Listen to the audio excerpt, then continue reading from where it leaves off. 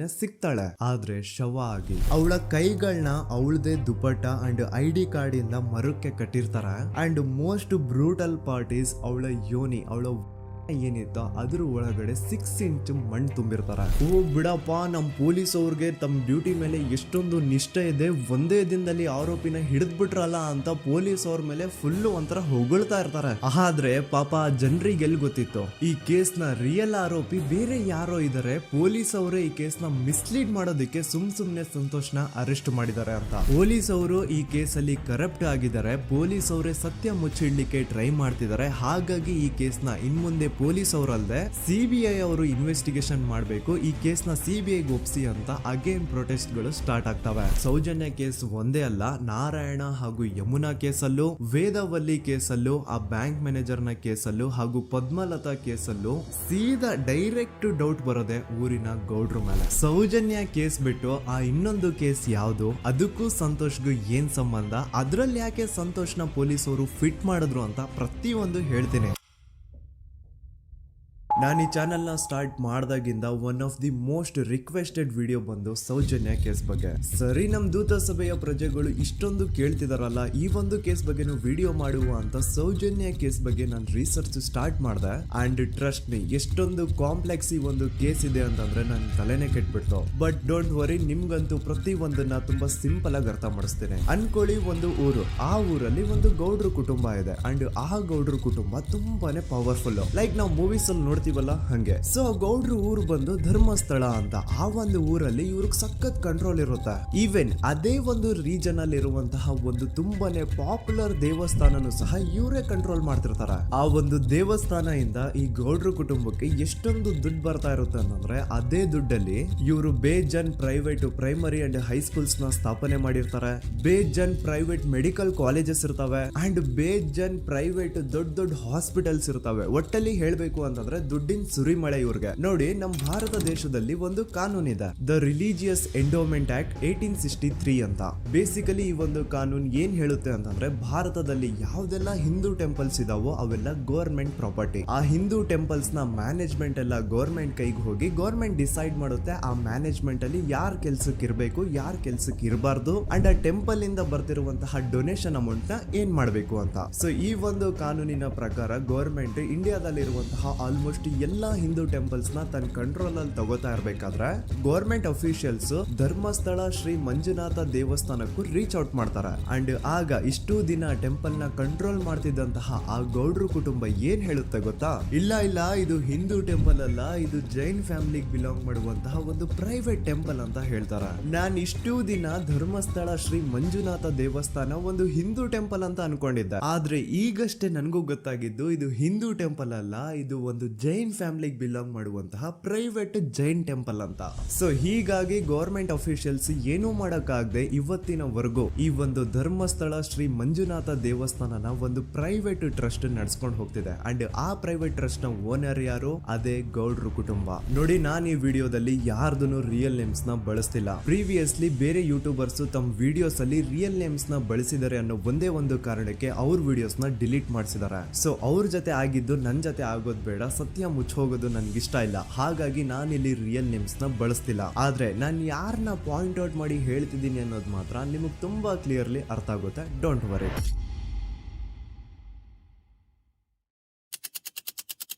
ದಿನಾಂಕ 9/10/2012. A very normal day for everyone except Soujanya. Dharmasthala ಹತ್ರ ಇರುವಂತಹ ಪಂಗಳ್ ಅನ್ನೋ ಒಂದು ಸಣ್ಣ ಹಳ್ಳಿಗೆ ಬಿಲಾಂಗ್ ಮಾಡುವಂತಹ ಸೌಜನ್ಯ ತುಂಬಾನೇ ಒಳ್ಳೆ ಹುಡುಗಿ. SDM ಕಾಲೇಜ್ ಆಫ್ ಉಜ್ರಿಯಲ್ಲಿ 2nd PUC ಓದ್ತಿದ್ದಂತಹ ಇವಳು ತುಂಬಾನೇ ಬ್ರೈಟ್ ಸ್ಟೂಡೆಂಟ್ ಕೂಡ. ಸೊ ಒಂದು ದಿನ ಅಂದ್ರೆ 9 ಅಕ್ಟೋಬರ್ 2012 ಬೆಳಿಗ್ಗೆ 7:30-8 ಗಂಟೆ ಹಾಗೆ ಆಸ್ ಯೂಶುವಲ್ ತನ್ನ ಕಾಲೇಜ್ ಹೋಗೋದಕ್ಕೆ ರೆಡಿ ಆಗ್ತಿರ್ತಾಳೆ. ಅವತ್ತು ಮಂಗಳವಾರದ ದಿನ ಅಂಡ್ ಅವತ್ತು ಲೋಕಲ್ ಫೆಸ್ಟಿವಲ್ ಬೇರೆ ಇರುತ್ತೆ, ಹೊಸ ಅಕ್ಕಿ ಅಂತ. ಈ ಒಂದು ಲೋಕಲ್ ಫೆಸ್ಟಿವಲ್ ದಿನ ಮನೆ ಒಳಗಡೆ ಏನೇ ಅಡುಗೆ ಮಾಡಿದ್ರು ಹೊಸ ಅಕ್ಕಿನೇ ಬಳಸಬೇಕು. ಸೊ ಹೊಸ ಅಕ್ಕಿ ತಂದು ಬ್ರೇಕ್ಫಾಸ್ಟ್ ನ ರೆಡಿ ಮಾಡೋಷ್ಟ್ರಲ್ಲಿ ಸೌಜನ್ಯ ಅವ್ರ ತಾಯಿ ತುಂಬಾ ಲೇಟ್ ಮಾಡ್ತಾರೆ. ಸೊ ಕಾಲೇಜ್ಗೆ ಲೇಟ್ ಆಗ್ತಿದೆ ಅಂತ ಈ ಸೌಜನ್ಯ ಟಿಫಿನ್ ಸಹ ಮಾಡದೆ ಹಾಗೆ ಹೋಗ್ತಾಳೆ. ಅವಳ ತಲೆಯಲ್ಲಿ ಏನಿತ್ತು ಅಂತಂದ್ರೆ, ಹೆಂಗೋ ಇವತ್ತು ಲೋಕಲ್ ಫೆಸ್ಟಿವಲ್ ಬೇರೆ ಇದೆ, ಹಾಗಾಗಿ ಮೇ ಬಿ ಕಾಲೇಜು ಬೇಗ ಬಿಡ್ಬೋದು, ಸೊ ಮಧ್ಯಾಹ್ನ ಡೈರೆಕ್ಟ್ ಮನೆಗೆ ಬಂದು ಊಟ ಮಾಡುವ ಬಿಡು ಅಂತ ಅವಳು ಅನ್ಕೊಂಡಿರ್ತಾಳೆ. ಆದ್ರೆ ಕಾಲೇಜ್ ಹೋಗಾದ್ಮೇಲೆ ಗೊತ್ತಾಗುತ್ತೆ ಅವತ್ತು ಅವಳಿಗೆ ಸ್ಪೆಷಲ್ ಕ್ಲಾಸಸ್ ಬೇರೆ ಇದೆ ಅಂತ. ಸೌಜನ್ಯ ಬ್ರೇಕ್ಫಾಸ್ಟ್ ಕೂಡ ಮಾಡಿರಲ್ಲ ಅಂಡ್ ಲಂಚ್ ಬಾಕ್ಸ್ ಕೂಡ ತಂದಿರಲ್ಲ. ಹಾಗಾಗಿ ಲಂಚ್ ಟೈಮ್ ಅಲ್ಲಿ ಸೌಜನ್ಯನ ಒಬ್ಳು ಫ್ರೆಂಡ್ ಜಾನ್ವಿ ತಾನ್ ತಂದಿರುವಂತಹ ಲಂಚ್ ಬಾಕ್ಸ್ ಅಲ್ಲಿ ಒಂದಿಷ್ಟು ಲಂಚ್ ನ ಆಫರ್ ಮಾಡ್ತಾಳೆ. ಆದ್ರೆ ಸೌಜನ್ಯ ಪರವಾಗಿಲ್ಲ ನೀನ್ ತಿನ್ನು, ನಾನ್ ಮನೆಗೆ ಹೋಗ್ಬಿಟ್ಟು ಊಟ ಮಾಡ್ಕೊಂತೀನಿ ಅಂತ ಹೇಳ್ತಾಳೆ. ಸುಮಾರು ಮಧ್ಯಾಹ್ನದ 3:45ಕ್ಕೆ ಕಾಲೇಜ್ ಬಿಡುತ್ತೆ. ಸೌಜನ್ಯ ಕಾಲೇಜ್ ಇಂದ ಬಸ್ ಅಲ್ಲಿ ಬಂದು ನೇತ್ರಾವತಿ ಬಸ್ ಸ್ಟಾಪ್ ಹತ್ರ ಇಳ್ಕೋತಾಳೆ. ಅವಳ ಜೊತೆ ಅವಳ ಕ್ಲಾಸ್ ಮೇಟ್ಸ್ ಅಂಡ್ ಫ್ರೆಂಡ್ಸ್ ಎಲ್ಲ ಇರ್ತಾರೆ. ಸೊ ಅವ್ರಿಗೆಲ್ಲ ಬಾಯ್ ಹೇಳ್ಬಿಟ್ಟು ಸೌಜನ್ಯ ತನ್ನ ಮನೆ ಕಡೆಗೆ ಹೊರಡ್ತಾಳೆ. ನೇತ್ರಾವತಿ ಬಸ್ ಸ್ಟಾಪ್ ಇಂದ ಸೌಜನ್ಯ ಮನೆಗೆ 20 ಮಿನಿಟ್ಸ್ ನ ವಾಕ್ ಇರುತ್ತೆ. ಮ್ಯಾಕ್ಸ್ ಟು ಮ್ಯಾಕ್ಸ್ 30 ಮಿನಿಟ್ ಹಿಡಿಬಹುದು. ಸೊ ಸೌಜನ್ಯ ನಡ್ಕೊಂಡು ಮನೆ ಕಡೆಗೆ ಹೋಗ್ತಾ ಇರ್ತಾಳೆ. ಒಂದ್ ಸ್ವಲ್ಪ ದೂರದಲ್ಲಿ ಪ್ರಕೃತಿ ಹಾಸ್ಪಿಟಲ್ ಅಂತ ಒಂದಿರುತ್ತೆ. ಅಲ್ಲಿನ ಸೆಕ್ಯೂರಿಟಿ ಗಾರ್ಡ್ ಸೌಜನ್ಯ ನಡ್ಕೊಂಡು ಹೋಗ್ತಾ ಇರೋದನ್ನ ನೋಡ್ತಾನೆ ಕೂಡ. ನಂತರ ಸೌಜನ್ಯ ಒಂದು 10 ನಿಮಿಷ ಹಂಗೆ ಮುಂದೆ ನಡ್ಕೊಂಡು ಹೋಗಾದ್ಮೇಲೆ ಸೌಜನ್ಯಗೆ ತನ್ನ ಮಾವ ಸಿಗ್ತಾರ. ಅವರು ಸೌಜನ್ಯನ ನೋಡಿ ಮಾತಾಡಿಸ್ತಾರೆ. ಯಾಕಮ್ಮ ಕಾಲೇಜಿಂದ ಇಷ್ಟು ಲೇಟ್ ಬರ್ತಿದೀಯಾ ಅಂತ ಕೇಳ್ತಾರೆ. ಆಗ ಸೌಜನ್ಯ ಇಲ್ಲ ಮಾವ, ಕಾಲೇಜಲ್ಲಿ ಸ್ಪೆಷಲ್ ಕ್ಲಾಸ್ ಇತ್ತು, ಹಾಗಾಗಿ ಲೇಟ್ ಆಗ್ಬಿಡ್ತು ಅಂತ ಹೇಳಿ ಒಂದೆರಡು ಮಾತಾಡಿಸಿ ನಂತರ ತನ್ನ ಮನೆ ಕಡೆ ತಾನು ಹೊರಡ್ತಾಳ. ಈಗ ಆ ಒಂದು ಪಾಯಿಂಟ್ ಇಂದ ಸೌಜನ್ಯಗೆ ತನ್ನ ಮನೆ ಹೋಗ್ಲಿಕ್ಕೆ 10 ನಿಮಿಷ ಬೇಕು. ಮ್ಯಾಕ್ಸ್ ಟು ಮ್ಯಾಕ್ಸ್ 20 ಮಿನಿಟ್ ಅನ್ಕೊಳ್ಳಿ. 3:45ಕ್ಕೆ ಕಾಲೇಜ್ ಬಿಟ್ರೆ ಅರೌಂಡ್ 4:30ಗೆ ಮನೇಲಿ ಇರ್ಬೇಕಾಗಿದ್ದು ಹುಡುಗಿ 6:30-7 ಗಂಟೆ ಆಗಿದ್ರು ಮನೆಗೆ ಸೇರಿರಲ್ಲ. ಸೊ ಮನೇಲಿ ಸೌಜನ್ಯ ಅವ್ರ ತಾಯಿಗೆ ಟೆನ್ಷನ್ ಸ್ಟಾರ್ಟ್ ಆಗುತ್ತೆ. ಏನಪ್ಪಾ ಈ ಹುಡುಗಿ ಎಷ್ಟೊತ್ತಾದ್ರೂ ಇನ್ನು ಮನೆಗ್ ಬಂದಿಲ್ವಲ್ಲ ಅಂತ. ಸೊ ಅವ್ರೇನ್ ಮಾಡ್ತಾರೆ, ಸೌಜನ್ಯ ಅವ್ರ ತಂದೆ ಕಾಲ್ ಮಾಡ್ಬಿಟ್ಟು ರೀ ಹಿಂಗೆ 3:30-4 ಗಂಟೆಗೆ ಕಾಲೇಜ್ ಇಂದ ಮನೆಗ್ ಬರ್ತಿದ್ದಿದ್ ನಮ್ ಹುಡುಗಿ ಇವತ್ತು 7 ಗಂಟೆ ಆದ್ರೂ ಇನ್ನು ಮನೆಗ್ ಬಂದಿಲ್ಲ, ನೀವು ಸ್ವಲ್ಪ ಬೇಗ ಮನೆಗ್ ಬಂದು ವಿಚಾರಿಸಿ ಅಂತ ಗಾಬ್ರಿಲಿ ಹೇಳ್ತಾರ. ಸರಿ ಅಂತ ಸೌಜನ್ಯ ಅವ್ರ ತಂದೆ ಮನೆಗ್ ಬಂದ್ಬಿಟ್ಟು ಸೌಜನ್ಯನ ಫ್ರೆಂಡ್ಸ್ ಕ್ಲಾಸ್ ಮೇಟ್ಸ್ ಯಾರ್ದೆಲ್ಲ ಅವ್ರ ಹತ್ರ ನಂಬರ್ ಇರುತ್ತೋ ಅವ್ರಿಗೆಲ್ಲ ಕಾಲ್ ಮಾಡ್ಬಿಟ್ಟು ಸೌಜನ್ಯ ಬಗ್ಗೆ ಕೇಳ್ತಾರ. ನಮ್ ಹುಡುಗಿ ಏನಾದ್ರೂ ನಿಮ್ ಮನೆಗ್ ಬಂದಿದ್ದಾಳ ಅಮ್ಮ ಅಂತ. ಆದ್ರೆ ಸೌಜನ್ಯನ ಫ್ರೆಂಡ್ಸ್ ಅಂಡ್ ಕ್ಲಾಸ್ ಮೇಟ್ಸ್ ಎಲ್ಲ ಇಲ್ಲ ಅಂಕಲ್, ನಮ್ ಮನೆಗಂತೂ ಸೌಜನ್ಯ ಏನು ಬಂದಿಲ್ಲ, ಅವಳು ಬಸ್ ಸ್ಟಾಪ್ ಇಂದ ಸೀದಾ ನಿಮ್ ಮನೆ ಕಡೆಗೇನೆ ಹೊರಟ್ಲಲ್ವಾ, ಯಾಕೆ ಇನ್ನೂ ಬಂದಿಲ್ವಾ ಅಂತ ಕೇಳ್ತಾರ. ಆಗ ಸೌಜನ್ಯ ಅವ್ರ ತಂದೆ ಇಲ್ಲಮ್ಮ ಬಂದಿಲ್ಲ, ಹಾಗಾಗಿನೇ ಕಾಲ್ ಮಾಡಿರೋದು ಅಂತ ಹೇಳಿ ಕಾಲ್ ಕಟ್ ಮಾಡ್ತಾರ. ದೆನ್ ಸೌಜನ್ಯ ಅವ್ರ ತಂದೆ ಸೌಜನ್ಯ ಅವ್ರ ಮಾವ ಕಾಲ್ ಮಾಡ್ತಾರ. ಅಳಿಯ ಎಲ್ಲಿದೀಯಾ, ನನ್ ಮಗಳು ಇನ್ನು ಮನೆಗ್ ಬಂದಿಲ್ಲ, ನೀನೇನಾದ್ರೂ ಅವಳನ್ನ ನೋಡ್ದ ಅಂತ ಕೇಳ್ತಾರ. ಆ ಕಡೆಯಿಂದ ಅವರು ಸೌಜನ್ಯನ ಮಾವ ಹೇಳ್ತಾರೆ, ಹ್ಞೂ ನಾನ್ ನೋಡ್ದೆ, 4 ಕಾಲು ಹಾಗೆ ಆ ಹುಡುಗಿ ಕಾಲೇಜಿಂದ ಬರ್ಬೇಕಾದ್ರೆ ನನಗ್ ಕಾಣಿಸಿದ್ಲು, ನಾನ್ ಸ್ವಲ್ಪ ಮಾತಾಡ್ದೆ ಅವಳ ಹತ್ರ, ಅದಾದ್ಮೇಲೆ ಅವಳು ಮನೆ ಕಡೆ ಹೋದ್ಲಲ್ಲ, ಯಾಕೆ ಇನ್ನೂ ಬಂದಿಲ್ವಾ ಅಂತ ಅವರೇ ಉಲ್ಟಾ ಕ್ವಶನ್ ಕೇಳ್ತಾರ. ಈ ಕಡೆ ಸೌಜನ್ಯ ಅವ್ರ ತಂದೆ ಇಲ್ಲ 7 ಗಂಟೆ ಆದ್ರೂ ಮಗು ಇನ್ನು ಮನೆಗ್ ಬಂದಿಲ್ಲ, ನಮ್ಗೆ ಯಾಕೋ ತುಂಬಾ ಗಾಬರಿ ಆಗ್ತಿದೆ, ನೀನೊಂದ್ ಕೆಲ್ಸ ಮಾಡು, ನಮ್ಮವ್ರನ್ನೆಲ್ಲ ಸೇರ್ಸು, ಎಲ್ರೂ ಸೇರಿ ಹುಡುಕುವ ಅವಳನ್ನ ಅಂತ ಸುಮಾರು ರಾತ್ರಿ 7 ಗಂಟೆಯಿಂದ ಹಿಡಿದು 11 ಗಂಟೆವರೆಗೂ ಸೌಜನ್ಯನ ಮನೆಯವರು ಅಂಡ್ ಊರಿನ ಜನ 200-300 ಜನ ಸೇರ್ಕೊಂಡು ಸೌಜನ್ಯನ ಹುಡುಕ್ತಾರೆ. ಆದ್ರೆ ಸೌಜನ್ಯನ ಒಂದು ಸುಳಿವು ಸಿಗಲ್ಲ. ಸೊ ಕೊನೆಗೆ ಸಹಾಯ ಕೇಳ್ತಾ ರಾತ್ರಿ 11 ಗಂಟೆ ಹಾಗೆ ಸೌಜನ್ಯನ ತಂದೆ ತಾಯಿ ಅಂಡ್ ಊರಿನ ಜನ ಎಲ್ಲ ಬೆಳ್ತಂಗಡಿ ಪೊಲೀಸ್ ಸ್ಟೇಷನ್ ಹತ್ರ ಹೋಗ್ತಾರ. ಅಲ್ಲಿ ಪೊಲೀಸ್ ಅವ್ರ ಹತ್ರ ಕಾಲೇಜ್ ಹೋಗಿದ್ ನಮ್ ಹುಡುಗಿ ಇಷ್ಟೊತ್ತಾದ್ರೂ ಇನ್ನು ಮನೆಗ್ ಬಂದಿಲ್ಲ, ಎಷ್ಟು ಹುಡುಕಿದ್ರು ಸಿಗ್ತಾ ಇಲ್ಲ, ಸೊ ಪ್ಲೀಸ್ ಒಂದು ಮಿಸ್ಸಿಂಗ್ ರಿಪೋರ್ಟ್ ನ ಫೈಲ್ ಮಾಡಿ ನಮ್ ಹುಡುಗಿನ ಹುಡುಕೊಡಿ ಅಂತ ಕೇಳ್ಕೊತಾರ. ಆದ್ರೆ ಪೊಲೀಸ್ ಅವರು ಒಪ್ಪಲ್ಲ. ಇಲ್ಲ ಯಾವುದೇ ಪರ್ಸನ್ ಮಿಸ್ಸಿಂಗ್ ಆದ್ರೆ ಆಫ್ಟರ್ 24 ಅವರ್ಸ್ ಆದ್ಮೇಲೆನೆ ರಿಪೋರ್ಟ್ ಫೈಲ್ ಮಾಡಕ್ಕಾಗೋದು. ಸೊ ನೀವ್ ಒಂದ್ ಕೆಲ್ಸ ಮಾಡಿ, ಈಗ ಮನೆಗ್ ಹೋಗಿ ನಾಳೆ ಬೆಳಿಗ್ಗೆವರೆಗೂ ನೋಡಿ, ನಾಳೆ ಬೆಳಿಗ್ಗೆವರೆಗೂ ನಿಮ್ ಮಗಳು ನಿಮ್ ಮನೆಗ್ ಬಂದಿಲ್ಲ ಅಂತಂದ್ರೆ ಆಗ ಬಂದ್ಬಿಟ್ಟು ಮಿಸ್ಸಿಂಗ್ ರಿಪೋರ್ಟ್ ನ ಫೈಲ್ ಮಾಡಿಸಿ ಅಂತ ಹೇಳಿ ಕಳಿಸ್ತಾರ. ಆಗ ಆಲ್ಮೋಸ್ಟ್ ಮಿಡ್ ನೈಟ್ ಆಗಿರೋದ್ರಿಂದ ಅಂಡ್ ಮಳೆ ಬೇರೆ ತುಂಬಾ ಜೋರಾಗಿ ಬರ್ತಾ ಇರುತ್ತೆ. ಸೊ ಈ ಸಿಚುವೇಶನ್ ಅಲ್ಲಿ ಸೌಜನ್ಯನ ಹುಡುಕ್ಲಿಕ್ಕೆ ಆಗಲ್ಲ. ನಾಳೆ ಬೆಳಿಗ್ಗೆ ಸೇರ್ಕೊಂಡು ಅಗೇನ್ ಎಲ್ರು ಸೌಜನ್ಯನ ಹುಡುಕುವ ಅಂತ ಸೌಜನ್ಯನ ಮನೆಯವರು ಅಂಡ್ ಊರಿನ ಜನ ಎಲ್ರು ತಮ್ಮ ಮನೆಗೆ ಹೋಗ್ಬಿಡ್ತಾರ. ನೆಕ್ಸ್ಟ್ ದಿನ ಅಂದ್ರೆ 10 ಅಕ್ಟೋಬರ್ 2012 ಬುಧವಾರದ ದಿನ ಬೆಳಿಗ್ಗೆ 10 ಗಂಟೆ ಹಾಗೆ ಸೌಜನ್ಯನ ಮನೆಯವರು ಅಂಡ್ ಊರಿನ 200-300 ಜನ ಸೇರ್ಕೊಂಡು ಅಗೇನ್ ಸೌಜನ್ಯಗೋಸ್ಕರ ಹುಡುಕಾಟ ಸ್ಟಾರ್ಟ್ ಮಾಡ್ತಾರ. ಹುಡುಕಾಟ ಪ್ರಾರಂಭಿಸಿದ್ದು ವಿತಿನ್ 2 ಅವರ್ಸ್ ಒಳಗಡೆನೆ ಸೌಜನ್ಯ ಸಿಗ್ತಾಳೆ. ಆದ್ರೆ ಶವ ಆಗಿ ಆ 200-300 ಊರಿನ ಜನ ಎಲ್ಲ ಸೇರ್ಕೊಂಡು ಏನ್ ಸೌಜನ್ಯನ ಹುಡುಕ್ತಾ ಇದ್ರು, ಅದರಲ್ಲಿ ಯಾರೋ ಒಬ್ರಿಗೆ ಸೌಜನ್ಯನ ಮನೆಯಿಂದ ಕೇವಲ 10 ನಿಮಿಷ ದೂರದಲ್ಲಿರುವಂತಹ ಒಂದು ಹಳ್ಳನ ದಡದಲ್ಲಿ ಸೌಜನ್ಯ ಮೃತದೇಹ ಸಿಗುತ್ತಾ. ಈಗ ಸತ್ತಿರುವಂತಹ ಸೌಜನ್ಯನ ಡೆಡ್ ಬಾಡಿ ಯಾವ ಒಂದು ಕಂಡೀಷನ್ ಅಲ್ಲಿ ಇತ್ತು ಅಂತ ಹೇಳ್ತೀನಿ, ಸ್ವಲ್ಪ ಗಮನ ಇಟ್ಟು ಕೇಳಿಸ್ಕೊಳ್ಳಿ. ಅವಳ ಕೈಗಳನ್ನ ಅವಳದೇ ದುಪಟ್ಟ ಅಂಡ್ ID ಕಾರ್ಡ್ ಇಂದ ಮರಕ್ಕೆ ಕಟ್ಟಿರ್ತಾರೆ. ಅವಳ ಬಾಡಿ ಎಲ್ಲ ನೇಕೆಡ್ ಇರುತ್ತೆ, ಮೈ ಮೇಲೆ ಸರಿಯಾದ ಬಟ್ಟೆ ಇರಲ್ಲ, ಮೈ ಮೇಲೆ ಮಲ್ಟಿಪಲ್ ಕಟ್ ಮಾರ್ಕ್ಸ್ ಇರುತ್ತೆ, ತುಂಬಾ ಜೋರಾಗಿ ಹೊಡೆದಿರುವಂತಹ ಗಾಯಗಳು ಮೈ ಮೇಲೆ ಎದ್ದು ಕಾಣಿಸ್ತಿರ್ತವೆ. ಅವಳ ರಿಪ್ಸ್ ಎದೆ ಭಾಗದ ಮೂಳೆಗಳೆಲ್ಲ ಮುರಿದು ಹೋಗ್ಬಿಟ್ಟಿರ್ತವೆ. And most brutal part is ಅವಳ ಯೋನಿ, ಅವಳ ಏನಿತ್ತು ಅದ್ರ ಒಳಗಡೆ 6 ಇಂಚ್ ಮಣ್ಣು ತುಂಬಿರ್ತಾರೆ. ಆ ಬಾಡಿ ಕಂಡೀಷನ್ ನ ನೋಡಿದಾದ್ಮೇಲೆ ಒಂದಂತೂ ತುಂಬಾ ಕ್ಲಿಯರ್ ಆಗಿ ಅರ್ಥ ಆಗುತ್ತೆ, ಅವಳನ್ನ ಯಾರೋ ತುಂಬಾ ಫೋರ್ಸ್ಫುಲಿ ಮಾಡಿ ನಂತರ ನಿರ್ದಯವಾಗಿ ಸಾಯಿಸಿದ್ದಾರೆ ಅಂತ. ಇಲ್ಲಿ ಕ್ರಿಮಿನಲ್ಸ್ ನ ಬುದ್ಧಿವಂತಿಕೆ ನೋಡಿ ಪೊಲೀಸ್ ಅವ್ರಿಗೆ ಏನೂ ಸುಳಿವು ಸಿಗ್ಬಾರ್ದು ಅಂತ ಅವಳ ಯೋನಿ ಒಳಗಡೆ 6 ಇಂಚ್ ಅಷ್ಟು ಮಣ್ಣು ತುಂಬ ಹೋಗಿರ್ತಾರೆ. ಸೊ ದೆನ್ ಪೊಲೀಸ್ ಅವ್ರಿಗೆ ವಿಷಯ ಗೊತ್ತಾಗುತ್ತೆ. ಅವರು ಸ್ಪಾಟ್ ಗೆ ಬಂದು ಸೌಜನ್ಯನ ಬಾಡಿನ ರಿಕವರ್ ಮಾಡಿ ಆ ಒಂದು ಸ್ಪಾಟ್ ನ ಕಂಪ್ಲೀಟ್ ಸೀಸ್ ಮಾಡ್ತಾರೆ.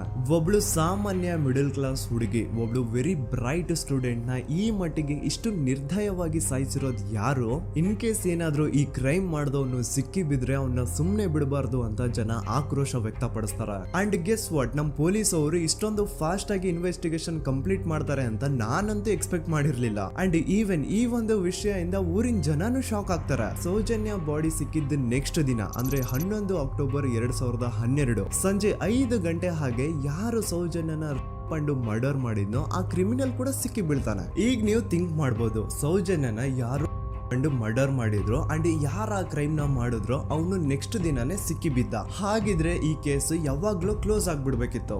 ಆದ್ರೂ ಸ್ಟಿಲ್ ಇವತ್ತಿನ ದಿನವರೆಗೂ ಯಾಕೆ ಈ ಕೇಸ್ ಪದೇ ಪದೇ ನ್ಯೂಸ್ ಅಲ್ಲಿ ಬರುತ್ತೆ ಅಂದ್ರೆ, ನಮ್ ದೂತ ಸಭೆಯ ಪ್ರಜೆಗಳೇ ರೆಡಿ ಆಗಿ, ಆರೋಪಿ ಸಿಕ್ಕಾದ್ಮೇಲೆ ಈ ಕೇಸು ಕ್ಲೋಸ್ ಆಗಿಲ್ಲ. ಆಕ್ಚುಲಿ ಈ ಕೇಸು ಓಪನ್ ಆಗಿದ್ದೆ ಈಗ. ನೋಡಿ, ಸೌಜನ್ಯನ ಬಾಡಿ ಸಿಕ್ಕಿದ್ದು ನೆಕ್ಸ್ಟ್ ದಿನ ಅಂದ್ರೆ 11 ಅಕ್ಟೋಬರ್ 2012 PSI ಯೋಗೇಶ್ ಅವರು ಯಾರನ್ನ ಈ ಕೇಸಲ್ಲಿ ಅರೆಸ್ಟ್ ಮಾಡಿದ್ರು ಅಂದ್ರೆ ಆತನ ಹೆಸರು ಬಂದು ಸಂತೋಷ್ ರಾವ್. 28-29 ವಯಸ್ಸಿರುವಂತಹ Santosh Rao first of all ಧರ್ಮಸ್ಥಳದವನು ಅಲ್ವೇ ಅಲ್ಲ, ಅವನು ಶೃಂಗೇರಿ ಅವನು. ಸಂತೋಷ್ ರಾವ್ ನ ತಂದೆ ಸ್ಕೂಲ್ ಟೀಚರು ಅಂಡ್ ತಾಯಿ ಹೌಸ್ ವೈಫ್. ಸಂತೋಷ್ ಮೊದ್ಲಿಂದನೂ ಒಂದ್ ಸ್ವಲ್ಪ ಮೆಂಟಲಿ ಇಲ್ಲಿರೋದ್ರಿಂದ ಅವನಿಗೆ ವಿದ್ಯೆ ಬರಹ ಅನ್ನೋದು ತಲೆಗೆ ಹೋಗಿರಲ್ಲ. ಹಾಗಾಗಿ ಅವನು ಶೃಂಗೇರಿಯಲ್ಲಿ ಒಂದು ಹೋಟೆಲ್ ಅಲ್ಲಿ ಕೆಲಸ ಮಾಡ್ತಿರ್ತಾನೆ. ಮೆಂಟಲಿ ಅನ್ಸ್ಟೇಬಲ್ ಇದ್ರೂ ಸಹ ಈತನಿಗೆ ದೇವ್ರ ಮೇಲೆ ಬಹಳ ನಂಬಿಕೆ ಇರುತ್ತೆ. ಹಾಗಾಗಿ ತಿಂಗಳಿಗೆ ಒಮ್ಮೆ ಆದ್ರೂ, ಅಟ್ಲೀಸ್ಟ್ 2 ತಿಂಗಳಿಗೆ ಒಮ್ಮೆ ಆದ್ರೂ ಈತ ಯಾವ್ದಾದ್ರು ಒಂದು ಪುಣ್ಯಕ್ಷೇತ್ರಕ್ಕೆ ವಿಸಿಟ್ ಮಾಡಿ ಬರ್ತಿರ್ತಾನೆ. ಹಾಗೇನೆ ಈ ಸತಿನೂ ಸಹ ಈತ ಧರ್ಮಸ್ಥಳಕ್ಕೆ ಬಂದಿರ್ತಾನೆ. ಇವನು ಧರ್ಮಸ್ಥಳಕ್ಕೆ ಬಂದಿದ್ದು ದಿನಾಂಕ 9 ಅಕ್ಟೋಬರ್ 2012. ಈ ದಿನಾಂಕನ ಸ್ವಲ್ಪ ನೋಟ್ ಮಾಡಿ ಇಟ್ಕೊಳ್ಳಿ, ಯಾಕಂತಂದ್ರೆ ಮುಂದೆ ಈ ಕೇಸಲ್ಲಿ ಇದೇ ಮೇಜರ್ ಟರ್ನಿಂಗ್ ಪಾಯಿಂಟ್. ಸೊ ಸೌಜನ್ಯನ ಡೆತ್ ಆಗಿಂತ ಒಂದು ದಿನ ಹಿಂದೆ ಧರ್ಮಸ್ಥಳಕ್ಕೆ ಬಂದಿರುವಂತಹ ಸಂತೋಷ್ ರಾವ್ಗೆ ಎಲ್ಲನೂ ಉಳ್ಕೊಳ್ಳಿಕ್ಕೆ ಹೋಟೆಲ್ ಅಲ್ಲಿ ಅಥವಾ ಲಾಡ್ಜ್ ಅಲ್ಲಿ ರೂಮ್ ಸಿಗಲ್ಲ. ರೀಸನ್ ಇಷ್ಟೇ, ಸಂತೋಷ್ ರಾವ್ ನೋಡ್ಲಿಕ್ಕೆ ಸ್ವಲ್ಪ ಮೆಂಟಲಿ ಅನ್ಸ್ಟೇಬಲ್ ಪರ್ಸನ್ ತರ ಇರ್ತಾನೆ. ಅವನ ಅವತಾರ, ಅವನ ವೇಷಭೂಷಣ ಅಷ್ಟು ಸರಿ ಇರಲ್ಲ. ಹಾಗಾಗಿ ಇವನ್ಗೆ ಯಾವುದೇ ಒಂದು ಹೋಟೆಲ್ ಅಲ್ಲಿ ಅಥವಾ ಲಾಡ್ಜ್ ಅಲ್ಲಿ ಎಲ್ಲಿನೂ ರೂಮ್ ಸಿಗಲ್ಲ. ಸೊ ಉಳ್ಕೊಳ್ಳೋಕೆ ಜಾಗ ಸಿಗದೆ ಇವನೇನ್ ಮಾಡ್ತಾನೆ, ಅಲ್ಲೇ ಹತ್ರದಲ್ಲಿರುವಂತಹ ಬಾಹುಬಲಿ ಬೆಟ್ಟಕ್ಕೆ ಹೋಗಿ ಅಲ್ಲಿರುವಂತಹ ಬಾಹುಬಲಿ ಸ್ಟ್ಯಾಚು ಹತ್ರನೇ ಆಶ್ರಯ ತಗೊಳ್ತಾನೆ. ಅಂಡ್ 1-2 ದಿನ ಅವನು ಅಲ್ಲೇ ಉಳ್ಕೋತಾನೆ ಕೂಡ. ಡೇ ಟೈಮ್ ಅಲ್ಲಿ ಧರ್ಮಸ್ಥಳಕ್ಕೆ ಬಂದು ಧರ್ಮಸ್ಥಳ ಶ್ರೀ ಮಂಜುನಾಥ ದೇವಸ್ಥಾನದಲ್ಲಿದ್ದು ಅಲ್ಲೇ ಪ್ರಸಾದ ಊಟ ಎಲ್ಲ ಮಾಡಿ ನಂತರ ನೈಟ್ ಆಗ್ತಿದ್ದಂಗೆ ಬಾಹುಬಲಿ ಬೆಟ್ಟಕ್ಕೆ ಹೋಗಿ ಆ ಸ್ಟ್ಯಾಚು ಹತ್ರನೇ ಮಲ್ಕೊಳ್ತಿರ್ತಾನೆ. ಸೊ ಒಂದು ದಿನ ಅಂದ್ರೆ 11 ಅಕ್ಟೋಬರ್ 2012 ಸಂಜೆ 5 ಗಂಟೆ ಹಾಗೆ ಈ ಸಂತೋಷ್ ರಾವ್ ತನ್ನ ಪಾಡಿಗೆ ತಾನು ಆ ಬೆಟ್ಟದ ಮೇಲೆ ಕೂತ್ಕೊಂಡು ಸೀನರೀಸ್ ನ ಎಂಜಾಯ್ ಮಾಡ್ತಾ ಇರಬೇಕಾದ್ರೆ ಯಾರೋ ಅದೇ ಊರಿನ 5 ಜನ ಕಿಡಿಗೇಡಿಗಳು ಬಂದು ಇವನ್ ಹತ್ರ ಜಗಳ ತೆಗಿತಾರ.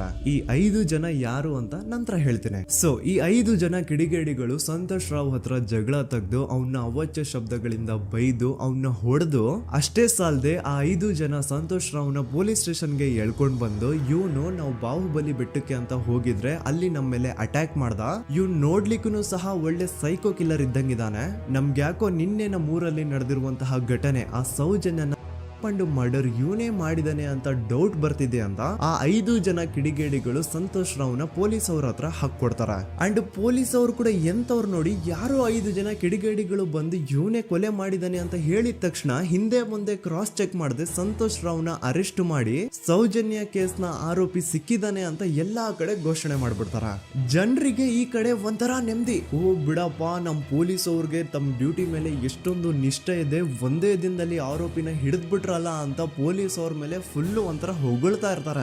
ಆದ್ರೆ ಪಾಪ ಜನರಿಗೆ ಎಲ್ಲಿ ಗೊತ್ತಿತ್ತು ಈ ಕೇಸ್ ನ ರಿಯಲ್ ಆರೋಪಿ ಬೇರೆ ಯಾರೋ ಇದಾರೆ, ಪೊಲೀಸ್ ಅವರೇ ಈ ಕೇಸ್ ನ ಮಿಸ್ಲೀಡ್ ಮಾಡೋದಕ್ಕೆ ಸುಮ್ನೆ ಸಂತೋಷ್ನ ಅರೆಸ್ಟ್ ಮಾಡಿದ್ದಾರೆ ಅಂತ. ಸೊ ಸಂತೋಷ್ ರಾವ್ ಒಂದು ಹುಡುಗಿಯ ರೇಪ್ ಅಂಡ್ ಮರ್ಡರ್ ಕೇಸ್ ಅಲ್ಲಿ ಅರೆಸ್ಟ್ ಆಗಿದ್ದಾನೆ ಅನ್ನೋ ವಿಷಯ ಸಂತೋಷ್ನ ತಾಯಿಗೆ ಗೊತ್ತಾದಾಗ ಅವ್ರ ಪಾಪ ನೋವಲ್ಲಿ ಕುರ್ಗಿ ಸಾಯ್ತಾರ. ಅಂಡ್ ಇನ್ನು ಅವ್ರ ತಂದೆ ಒಂದು ಕಡೆ ಪಾಪ ಹೆಂಡತಿನ ಕಳ್ಕೊಂಡಿರುವಂತಹ ನೋವು, ಇನ್ನೊಂದು ಕಡೆ ಮಗ ನೋಡಿದ್ರೆ ಯಾವ್ದೋ ಫಾಲ್ಸ್ ಕೇಸ್ ಅಲ್ಲಿ ಅರೆಸ್ಟ್ ಆಗಿದ್ದಾನೆ. ಈ ಕಡೆ ಕೇಸ್ ನ ಇನ್ವೆಸ್ಟಿಗೇಷನ್ ನಡೀತಾ ಇದೆ. ಅಂಡ್ ಇಲ್ಲಿ ನಾನು PSI ಯೋಗೇಶ್ ಅವ್ರ ಬಗ್ಗೆ ಅಂತೂ ಮೆನ್ಷನ್ ಮಾಡ್ಲೇಬೇಕು. ಈ ಪೊಲೀಸ್ ಆಫೀಸರು ಗೊತ್ತಿದ್ದು ಈ ತಪ್ಪನ ಮಾಡಿದ್ರು ಅಥವಾ ಗೊತ್ತಿಲ್ದೇನೆ ಈ ತಪ್ಪನ ಮಾಡಿದ್ರು ನನ್ಗಂತೂ ಗೊತ್ತಿಲ್ಲ.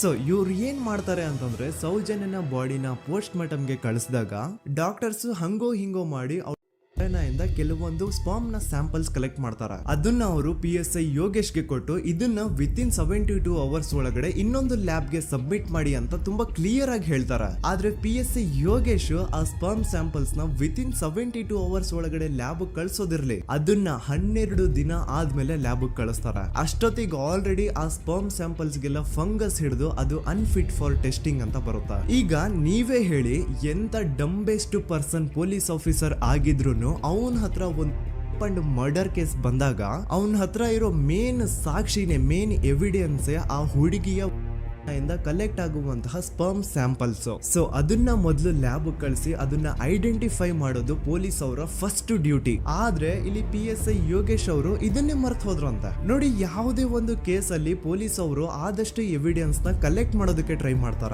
ಆದ್ರೆ ಈ ಒಂದು ಕೇಸ್ ಅಲ್ಲಿ ಮಾತ್ರ ಪೊಲೀಸ್ ಅವರು ಎವಿಡೆನ್ಸ್ ನ ಕಲೆಕ್ಟ್ ಮಾಡೋ ಬದಲಾಗಿ ಎವಿಡೆನ್ಸ್ ನ ಡಿಸ್ಟ್ರಾಯ್ ಮಾಡೋದ್ರಲ್ಲಿ ಮುಂದೆ ಇದ್ರು. ಅಷ್ಟೇ ಅಲ್ಲದೆ ಈ ಪೊಲೀಸ್ ಆಫೀಸರ್ ಸೇರ್ಕೊಂಡು ಸಂತೋಷ್ ರಾವ್ಗೆ ಸೆಲ್ ಅಲ್ಲಿ ಎಂತ ಟಾರ್ಚರ್, ಎಂತ ಹಿಂಸೆ ಕೊಡ್ತಾರೆ ಅಂದ್ರೆ ನೆನ್ಸ್ಕೊಂಡ್ರೆ ಮೈ ಜುಮ್ ಅನ್ನುತ್ತಾ. ಹೊಡಿಯೋದು, ಕೆಟ್ಟದಾಗ ಬೈಯೋದು, ಇದೆಲ್ಲ common. Most brutal part is Santosh ರಾವ್ನ ಪ್ಯಾಂಟ್ ಬಿಚ್ಚಿ ಅವನ ಪ್ರೈವೇಟ್ ಪಾರ್ಟ್ ಮೇಲೆ ಬಿಸಿ ಬಿಸಿ ಕುದೀತಾ ಇರುವಂತಹ ನೀರ್ ಚಲ್ತಾರ. ಈ ಕ್ರೈಮ್ ನೀನೇ ಮಾಡಿದ್ಯಾ ಅಂತ ಒಪ್ಕೋ, ಇಲ್ಲ ಅಂತಂದ್ರೆ ನಿನ್ನ ಸೆಲ್ ಒಳಗಡೆನೆ ಸಾಯಿಸ್ಬಿಡ್ತೀವಿ, ನಿನ್ನ ತಂದೆ ತಾಯಿ ಎಲ್ರು ಸಾಯಿಸ್ಬಿಡ್ತೀವಿ ಅಂತ ಬ್ಲಾಕ್ ಮೇಲ್ ಮಾಡ್ತಾರ. ನೋಡಿ, ಸಂತೋಷ್ ರಾವ್ ಜಾಗದಲ್ಲಿ ನನ್ನಂತ ನಿಮ್ಮಂತ ನಾರ್ಮಲ್ ಪರ್ಸನ್ ಯಾರಾದ್ರೂ ಇದ್ದಿದ್ರೆ ಪೊಲೀಸ್ ಅವರು ಕೊಡ್ತಿರುವಂತಹ ಹಿಂಸೆನ ತಡ್ಕೊಳಕ್ಕಾಗದೆ ಆ ಕ್ರೈಮ್ ಮಾಡಿಲ್ಲ ಅಂದ್ರೂ ಮಾಡಿದೀನಿ ಅಂತ ಒಪ್ಕೊಬಿಡ್ತಾ ಇದ್ವಿ. ಆದ್ರೆ ಸಂತೋಷ್ ರಾವ್ ಮೆಂಟಲಿ ಇಲ್ಲಿರೋದೇ ಅವನ್ಗೆ ಅಡ್ವಾಂಟೇಜ್ ಆಗೋಯ್ತು. ಪೊಲೀಸ್ಗಳು ಸಂತೋಷ್ ರಾವ್ಗೆ ಎಷ್ಟೇ ಹೊಡೆದ್ರು, ಎಷ್ಟೇ ಬೈದ್ರು, ಎಷ್ಟೇ ಬ್ಲಾಕ್ ಮೇಲ್ ಮಾಡಿದ್ರು ಸಂತೋಷ್ ರಾವ್ ಬಾಯಲ್ಲಿ ನಾನ್ ಈ ಕ್ರೈಮ್ ನ ಮಾಡಿಲ್ಲ ಅಂತಾನೆ ಬರುತ್ತೆ ಹೊರತು ಆ ಕ್ರೈಮ್ ನ ಅವನು ಒಪ್ಕೊಳ್ಳೋದೇ ಇಲ್ಲ. ದೆನ್ ಕೋರ್ಟ್ ಟ್ರಯಲ್ಸ್ ಸ್ಟಾರ್ಟ್ ಆಗುತ್ತೆ. ಈ ಕ್ರೈಮ್ ನ ಸಂತೋಷೇ ಮಾಡಿದಾನೆ ಅಂತ ಸೌಜನ್ಯ ಕಡೆಯ ಲಾಯರ್ ವಾದ ಮಾಡ್ತಾನೆ.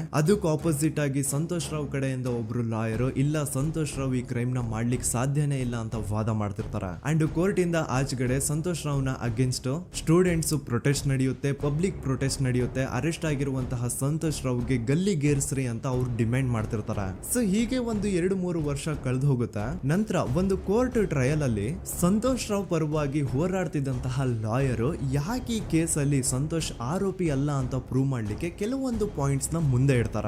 ಅದೇನಂತಂದ್ರೆ, ಮೊದಲನೇದಾಗಿ ಸಂತೋಷ್ ರಾವ್ ಈ ಕ್ರೈಮ್ ನ ಮಾಡಿದಾನೆ ಅಂತ ಒಬ್ರು ಒಂದು ಐ ವಿಟ್ನೆಸ್ ಇರಲ್ಲ. ಇನ್ನೊಂದೇನು ಅಂತಂದ್ರೆ, ಯಾವೊಂದು ಕಂಡೀಷನ್ ಅಲ್ಲಿ, ಯಾವೊಂದು ಬ್ರೂಟಲ್ ಕಂಡೀಷನ್ ಅಲ್ಲಿ ಸೌಜನ್ಯನ ಬಾಡಿ ಸಿಕ್ಕಿತ್ತೋ ಅದನ್ನ ಗಮನದಲ್ಲಿಟ್ಕೊಂಡು ಸ್ವಲ್ಪ ಪ್ರಾಕ್ಟಿಕಲ್ ಆಗಿ ಥಿಂಕ್ ಮಾಡಿದ್ರೆ ಆ ಒಂದು ಭೀಕರ ಕ್ರೈಮ್ ನ ಒಬ್ನೇ ಮಾಡ್ಲಿಕ್ಕೆ ಸಾಧ್ಯನೇ ಇಲ್ಲ. ಇನ್ನೊಂದು ಪಾಯಿಂಟ್ ಏನು ಅಂತಂದ್ರೆ, ಸೌಜನ್ಯನ ಇಂದ ಪೊಲೀಸ್ ಅವ್ರಿಗೆ ಯಾವುದೇ ಸ್ಪರ್ಮ್ ಸ್ಯಾಂಪಲ್ ಸಿಗ್ಬಾರ್ದು ಅಂತ 6 ಇಂಚು ಅಷ್ಟು ಮಣ್ಣು ಹಾಕಿರ್ತಾರ. ಸೊ ಈಗ ನೀವೇ ಹೇಳಿ, ಮೆಂಟಲಿ ಇಲ್ಲಿರುವಂತಹ ಪರ್ಸನ್ಗೆ ಇಷ್ಟೊಂದು ಬುದ್ಧಿವಂತಿಕೆ ಇರುತ್ತಾ ಅನ್ಕೊಳ್ಳಿ. ಅಷ್ಟೊಂದು ಬುದ್ಧಿವಂತಿಕೆ ಅವ್ನಿಗಿದ್ರು ಆ ಕ್ರೈಮ್ ಮಾಡಾದ್ಮೇಲೆ ಅವನ ಆ ಊರಿಂದ ಓಡ್ ಹೋಗ್ಬೋದಾಗಿತ್ತು. ಆದ್ರೆ ಮತ್ತ್ಯಾಕೆ ಅವನು ಅದೇ ಊರಲ್ಲೇ ಇರ್ತಾನೆ. ಅಂಡ್ ಸೌಜನ್ಯ ಕೊನೆಯದಾಗಿ ಪ್ರಕೃತಿ ಹಾಸ್ಪಿಟಲ್ ಮುಂದ್ಗಡೆಯಿಂದ ನಡ್ಕೊಂಡು ಹೋಗ್ತಾ ಇರ್ಬೇಕಾದ್ರೆ ಆ ಪ್ರಕೃತಿ ಹಾಸ್ಪಿಟಲ್ ನ ಸೆಕ್ಯೂರಿಟಿ ಗಾರ್ಡ್ ನೋಡ್ತಾನೆ. ಅಂಡ್ ಪ್ರಕೃತಿ ಹಾಸ್ಪಿಟಲ್ ನ ಆಚೆಗಡೆ CCTV ಕ್ಯಾಮರಾನು ಇರುತ್ತೆ. ಸಡನ್ಲಿ ಆ CCTV ಫುಟೇಜ್ ಕೂಡ ಕಾಣೆ ಆಗ್ಬಿಡುತ್ತಾ. ಇನ್ನೊಂದೇನು ಅಂತಂದ್ರೆ, ಸೌಜನ್ಯ ಮರ್ಡರ್ ಆಗಿದ್ದು ನೆಕ್ಸ್ಟ್ ದಿನಾನೇ ಪೊಲೀಸ್ ಅವರು ಆರೋಪಿನ ಹಿಡಿದ್ರು. ಸೊ ಹಾಗಿದ್ದಾಗ ಆ ಕಲೆಕ್ಟ್ ಮಾಡಿರುವಂತಹ ಸ್ಪರ್ಮ್ ಸ್ಯಾಂಪಲ್ಸ್ ನ ಲ್ಯಾಬ್ ಗೆ ಕಳಿಸಿ ಇವನೇ ಆರೋಪಿ ಅಂತ ಕನ್ಫರ್ಮ್ ಮಾಡೋ ಬದಲಾಗಿ ಯಾಕೆ ಪೊಲೀಸ್ ಅವರು ಆ ಸ್ಪರ್ಮ್ ಸ್ಯಾಂಪಲ್ಸ್ ನ ತಮ್ಮ ಹತ್ರನೇ ಇಟ್ಕೊಂಡು 12 ದಿನವರೆಗೂ ಅದಕ್ಕೆ ಫಂಗಸ್ ಹಿಡಿಯೋವರೆಗೂ ಕಾದು ಆಮೇಲೆ ಅದನ್ನ ಲ್ಯಾಬ್ ಕಳಿಸಿದ್ರು. ಅಂಡ್ ಮೇನ್ ಇಂಪಾರ್ಟೆಂಟ್ ಆಗಿ ಸಂತೋಷ್ ರಾವ್ಗೆ ಒಂದು ಗುಪ್ತ ರೋಗ ಇರುತ್ತೆ, ಅದೇ ಫಿಮೋಸಿಸ್ ಅಂತ. ಈ ಕಾಯಿಲೆ ಏನು ಅಂತ ನಾನು ಈ ವಿಡಿಯೋದಲ್ಲಿ ಡೀಟೇಲ್ಡ್ ಆಗಿ ಎಕ್ಸ್ಪ್ಲೈನ್ ಮಾಡ್ಲಿಕ್ಕೆ ಆಗಲ್ಲ.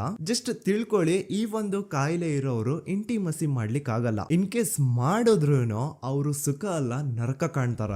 ಸೊ ಇಷ್ಟೆಲ್ಲ ವ್ಯಾಲಿಡ್ ಪಾಯಿಂಟ್ಸ್, ಇಷ್ಟೆಲ್ಲ ಫ್ಯಾಕ್ಟ್ಸ್ ಕಣ್ ಮುಂದೆ ಇರಬೇಕಾದ್ರೆ ಸ್ಟಿಲ್ ಪೊಲೀಸ್ ಅವರು ಯಾಕೆ ಈ ಕ್ರೈಮ್ ನ ಸಂತೋಷ್ ರಾವೇ ಮಾಡಿದಾನೆ ಅಂತ ಇವನ್ ಹಿಂದೆ ಬಿದ್ದಿದ್ದಾರೆ.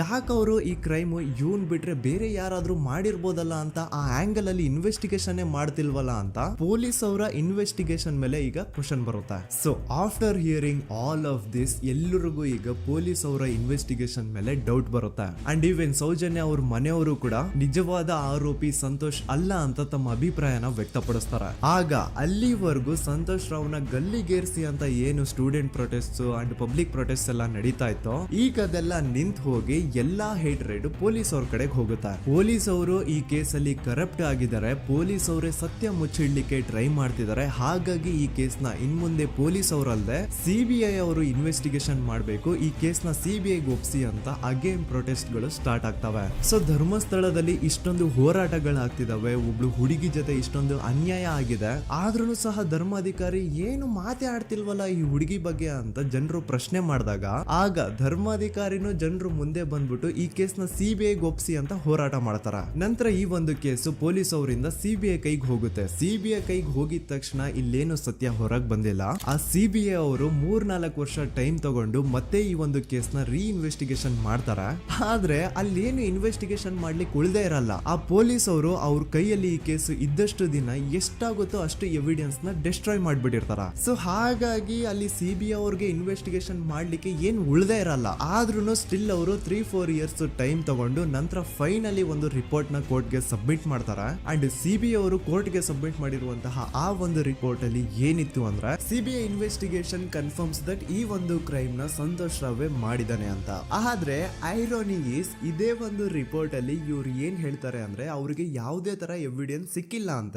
ಯಾಕಂದ್ರೆ ಈ ಸೌಜನ್ಯ ಕೇಸು ಪೊಲೀಸ್ ಅವ್ರ ಕೈಯಲ್ಲಿ ಇದ್ದಾಗ ಪೊಲೀಸ್ ಅವರು ತಮ್ಮ ನಿರ್ಲಕ್ಷ್ಯದಿಂದ ಎಲ್ಲಾ ಎವಿಡೆನ್ಸ್ ನ ಕಳ್ಕೊಂಡ್ಬಿಟ್ಟಿರ್ತಾರ. ಅಂತದ್ರಲ್ಲಿ ಯಾವ ಒಂದು ಆಧಾರದ ಮೇಲೆ ಇವರು ಸಂತೋಷ್ ರಾವೇ ಈ ಕ್ರೈಮ್ ನ ಮಾಡಿದ್ದಾರೆ ಅಂತ ಕ್ವಶನ್ ಮಾಡಿದಾಗ ಸಿಬಿಐ ಅವ್ರ ಕಡೆಯಿಂದ ನೋ ಆನ್ಸರ್. ನೋಡಿ, ಮೊದ್ಲು ಈ ಒಂದು ಕೇಸ್ ನ ಪೊಲೀಸ್ ಅವರು ಇನ್ವೆಸ್ಟಿಗೇಷನ್ ಮಾಡಿ ನಂತರ ಈ ಒಂದು ಕೇಸು ಸಿಬಿಐ ಅವ್ರ ಕೈಗೆ ಹೋಗಿ ಅವರು 3-4 ವರ್ಷ ಟೈಮ್ ತಗೊಂಡು ಇನ್ವೆಸ್ಟಿಗೇಷನ್ ಮಾಡಿ ದೆನ್ ಫೈನಲ್ ರಿಪೋರ್ಟ್ ನ ಕೋರ್ಟ್ ಗೆ ಸಬ್ಮಿಟ್ ಮಾಡೋಷ್ಟ್ರಲ್ಲಿ ಸುಮಾರು 5-6 ವರ್ಷ ಕಳೆದು ಹೋಗಿರುತ್ತೆ. ಅಂಡ್ ಸ್ಟಿಲ್ ಈ ಒಂದು ಕೇಸಲ್ಲಿ ಏನೂ ಕನ್ಕ್ಲೂಷನ್ ಸಿಕ್ಕಿರಲ್ಲ.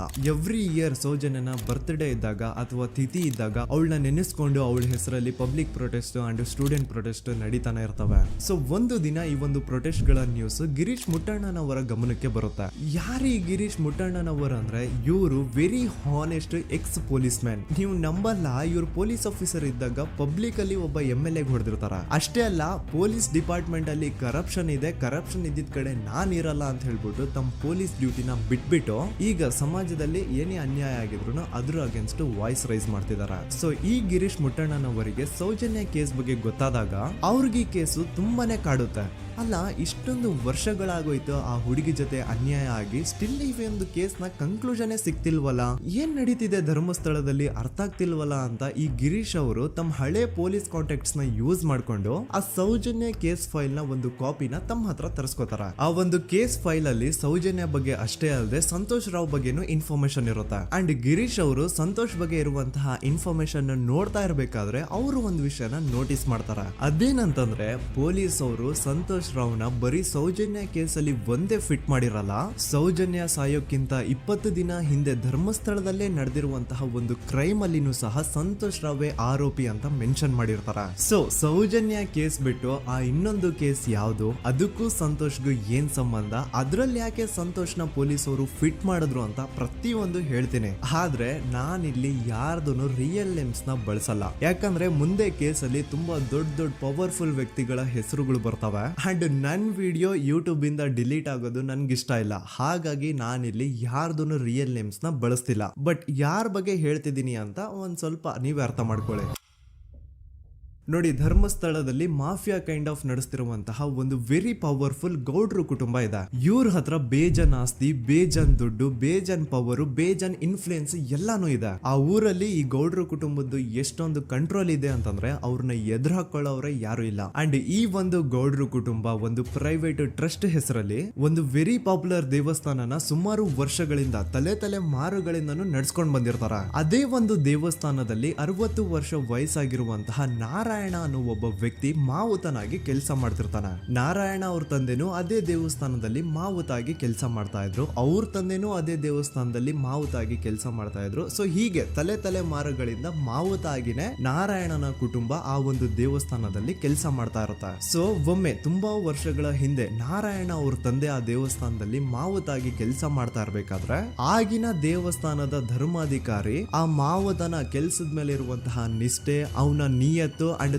ತಲೆಮಾರುಗಳಿಂದ ಅವರು ದೇವಸ್ಥಾನಕ್ಕೆ ಸಲ್ಲಿಸ್ತಿರುವಂತಹ ಸೇವೆನ ಮೆಚ್ಚಿ ಆ ಧರ್ಮಾಧಿಕಾರಿ ಆ ನಾರಾಯಣ ಅವ್ರ ತಂದೆ ಆ ಮಾವುತನಿಗೆ ಒಂದು ಜಮೀನ್ ಕೊಡ್ತಾರೆ ಆಸ್ ಎ ಗಿಫ್ಟ್ ಆಗಿ. ಸೊ ಈಗ ಫ್ಲಾಶ್ ಬ್ಯಾಕ್ ಇಂದ ಒಂದ್ ಸ್ವಲ್ಪ ಮುಂದೆ ಬರುವ 2010-11ರಲ್ಲಿ ಯಾವೊಂದು ಜಮೀನ ಆಗಿನ ಧರ್ಮಾಧಿಕಾರಿ ನಾರಾಯಣ ಅವ್ರ ತಂದೆಗೆ ಆಸ್ ಎ ಗಿಫ್ಟ್ ಆಗಿ ಕೊಟ್ಟಿದ್ರು, ಈಗ ನಾರಾಯಣ ಅವ್ರ ತಂದೆ ಸತ್ ಹೋಗಿ ಆ ಒಂದು ಜಮೀನು ನಾರಾಯಣ ಹೆಸರಿಗೆ ಆಗಿರುತ್ತೆ. ಅಂಡ್ ಆಗಷ್ಟೇ ಗೊತ್ತಾಗುತ್ತೆ ಆ ಜಮೀನ ವೆರಿ ಆಪೋಸಿಟ್ ಒಂದು ದೊಡ್ಡ ಹೈವೇ ಬರ್ತಿದೆ ಅಂಡ್ ಅದರಿಂದ ಜಮೀನ ರೇಟು 10 ಪಟ್ಟು ಜಾಸ್ತಿ ಆಗುತ್ತೆ ಅಂತ. ಸೊ ಈ ವಿಷಯ ಗೊತ್ತಾಗಿ ನೋಡಿ, ದಾನ ಮಾಡದಂತಹ ಧರ್ಮಾಧಿಕಾರಿ ಅಂತೂ ಸತ್ ಹೋದ್ರು, ಆದ್ರೆ ಅವ್ರ ಮುಂದಿನ ಪೀಳಿಗೆ ಅವ್ರಿಗೆ ಈ ಜಮೀನ್ ಮೇಲೆ ಕಣ್ಬಿದ್ದು ನಾರಾಯಣ ಅವ್ರ ಹತ್ರ ಆ ಜಾಗನ ವಾಪಸ್ ಕೇಳ್ತಾರ. ಆದ್ರೆ ನಾರಾಯಣ ಕೊಡಲ್ಲ. ಇಲ್ಲ, ನಾನ್ ಯಾಕೆ ಕೊಡ್ಲಿ, ನಮ್ ತಂದೆಯಿಂದ ಸಿಕ್ಕಿರುವಂತಹ ಜಮೀನ್ ಇದು, ನಮ್ ತಂದೆಯ ಕೊನೆ ಗುರುತು ಇದು ನನ್ನ ಹತ್ರ ಇರೋದು, ಸೊ ಇದನ್ನ ನಾನು ಯಾವುದೇ ಕಾರಣಕ್ಕೂ ಬಿಟ್ಕೊಡಲ್ಲ ಅಂತ ಆ ಗೌಡ್ರು ಕುಟುಂಬನ ನಾರಾಯಣ ಎದುರು ಹಾಕೋತಾರ. ಆಗ ಗೌಡ್ರು ಕುಟುಂಬದವ್ರಿಗೆ ಕೋಪ ಬಂದು ಅವ್ರೇನ್ ಮಾಡ್ತಾರೆ ಅಂದ್ರೆ, ನಾರಾಯಣ ಮನೆಗೆ ನೀರಿನ ಸಪ್ಲೈ ಇರುತ್ತಲ್ವಾ ಅದನ್ನ ಬಂದ್ ಮಾಡ್ತಾರ, ಎಲೆಕ್ಟ್ರಿಸಿಟಿ ಸಪ್ಲೈನು ಕಟ್ ಆಫ್ ಮಾಡ್ತಾರ, ಊರಲ್ಲಿರುವಂತಹ ಎಲ್ಲಾ ಚರಂಡಿಗಳನ್ನ ಕ್ಲೀನ್ ಮಾಡಿ ಆ ಕಸ ಏನಿರುತ್ತೋ ಅದನ್ನ ತಂದು ನಾರಾಯಣ ಮನೆ ಮುಂದೆ ಹಾಕ್ತಾರ. ಇಷ್ಟೇ ಅಲ್ಲ, ನಾರಾಯಣ ಅವ್ರ ಹೆಂಡತಿ ಮಕ್ಕಳು ಎಲ್ಲಾದ್ರೂ ಆಚೆ ಹೋಗ್ತಾ ಬರ್ತಾ ಇದ್ರೆ ಅವ್ರನ್ನ ಕೆಟ್ಟದಾಗ ಬೈಯೋದು, ಹೊಡ್ಕೊಳ್ಳೋದು, ಬಡ್ಕೊಳ್ಳೋದೆಲ್ಲ ಮಾಡ್ತಿರ್ತಾರ. ಇಷ್ಟೆಲ್ಲ ಆಗ್ತಾ ಇದ್ರು ಸ್ಟಿಲ್ ನಾರಾಯಣ ಮಾತ್ರ ಆ ಜಾಗನ ಬಿಟ್ಕೊಡಲ್ಲ. ಆ ಜಾಗದ್ಗೋಸ್ಕರ ನೀನ್ ಬೇಕಿದ್ರೆ ಇದನ್ನೆಲ್ಲ ಸಹಿಸ್ಕೊಂಡಿರಪ್ಪ, ನಮ್ ಕೈಲಂತೂ ಆಗಲ್ಲ ಅಂತ ನಾರಾಯಣನ ಹೆಂಡತಿ ಮಕ್ಕಳು ಅವನ್ನ ಬಿಟ್ಟು ಬೇರೆ ಊರಿಗೆ ಹೋಗ್ಬಿಡ್ತಾರ. ಈಗ ಮನೆಯಲ್ಲಿ ನಾರಾಯಣ ಅಂಡ್ 45 ವರ್ಷ ವಯಸ್ಸಿರುವಂತಹ ನಾರಾಯಣ ಅವ್ರ ತಂಗಿ ಯಮುನಾ ಅವ್ರು ಮಾತ್ರ ಇಬ್ರೇ ಇರ್ತಾ ಇದ್ರು. ಸೊ ಒಂದೊಳ್ಳೆ ಅವಕಾಶ ನೋಡ್ಕೊಂಡು 21 ಸೆಪ್ಟೆಂಬರ್ 2012 ಮನೆಯಲ್ಲಿ ನಾರಾಯಣ ಹಾಗೂ ಯಮುನಾ ಇರ್ಬೇಕಾದ್ರೆ ಯಾರೋ ಮನೆ ಒಳಗಡೆ ನುಗ್ಗಿ ನಾರಾಯಣನ್ಗೆ ಹೊಡೆದು ಯಮುನಾಗೂ ಸಹ ಹೊಡೆದು ನಂತರ ಅವಳು ಮಾಡಿ ದೆನ್ ನಾರಾಯಣ ಹಾಗೂ ಯಮುನನ ತಲೆನ ಒಂದು ರುಬ್ಬಗುಂಡಿಂದ ಚಚ್ಚಿ ಸಾಯಿಸ್ಬಿಡ್ತಾರ. ಈ ಕೊಲೆ ಆಗಿದ್ದು ಕಳ್ಳತನಗೋಸ್ಕರ ಅಂತ ಪೊಲೀಸ್ ಅವರು ತಮ್ಮ ರಿಪೋರ್ಟ್ ಅಲ್ಲಿ ಬರೀತಾರ. ಆದ್ರೆ ಪಾಯಿಂಟ್ ಏನ್ ಗೊತ್ತಾ, ಆ ಮನೇಲಿ ಒಂದ್ ಸ್ವಲ್ಪನೂ ಹಣ ಆಗ್ಲಿ ಅಥವಾ ಬಂಗಾರ ಆಗ್ಲಿ ಕಳ್ಳತನ ಆಗಿರಲ್ಲ. ಕಳ್ಳತನ ಆಗಿರೋದು ಕೇವಲ ಆ ಮೇನ್ ರೋಡ್ ಅಲ್ಲಿ ಇದ್ದಂತಹ ಪ್ರಾಪರ್ಟಿ ಪೇಪರ್ಸ್.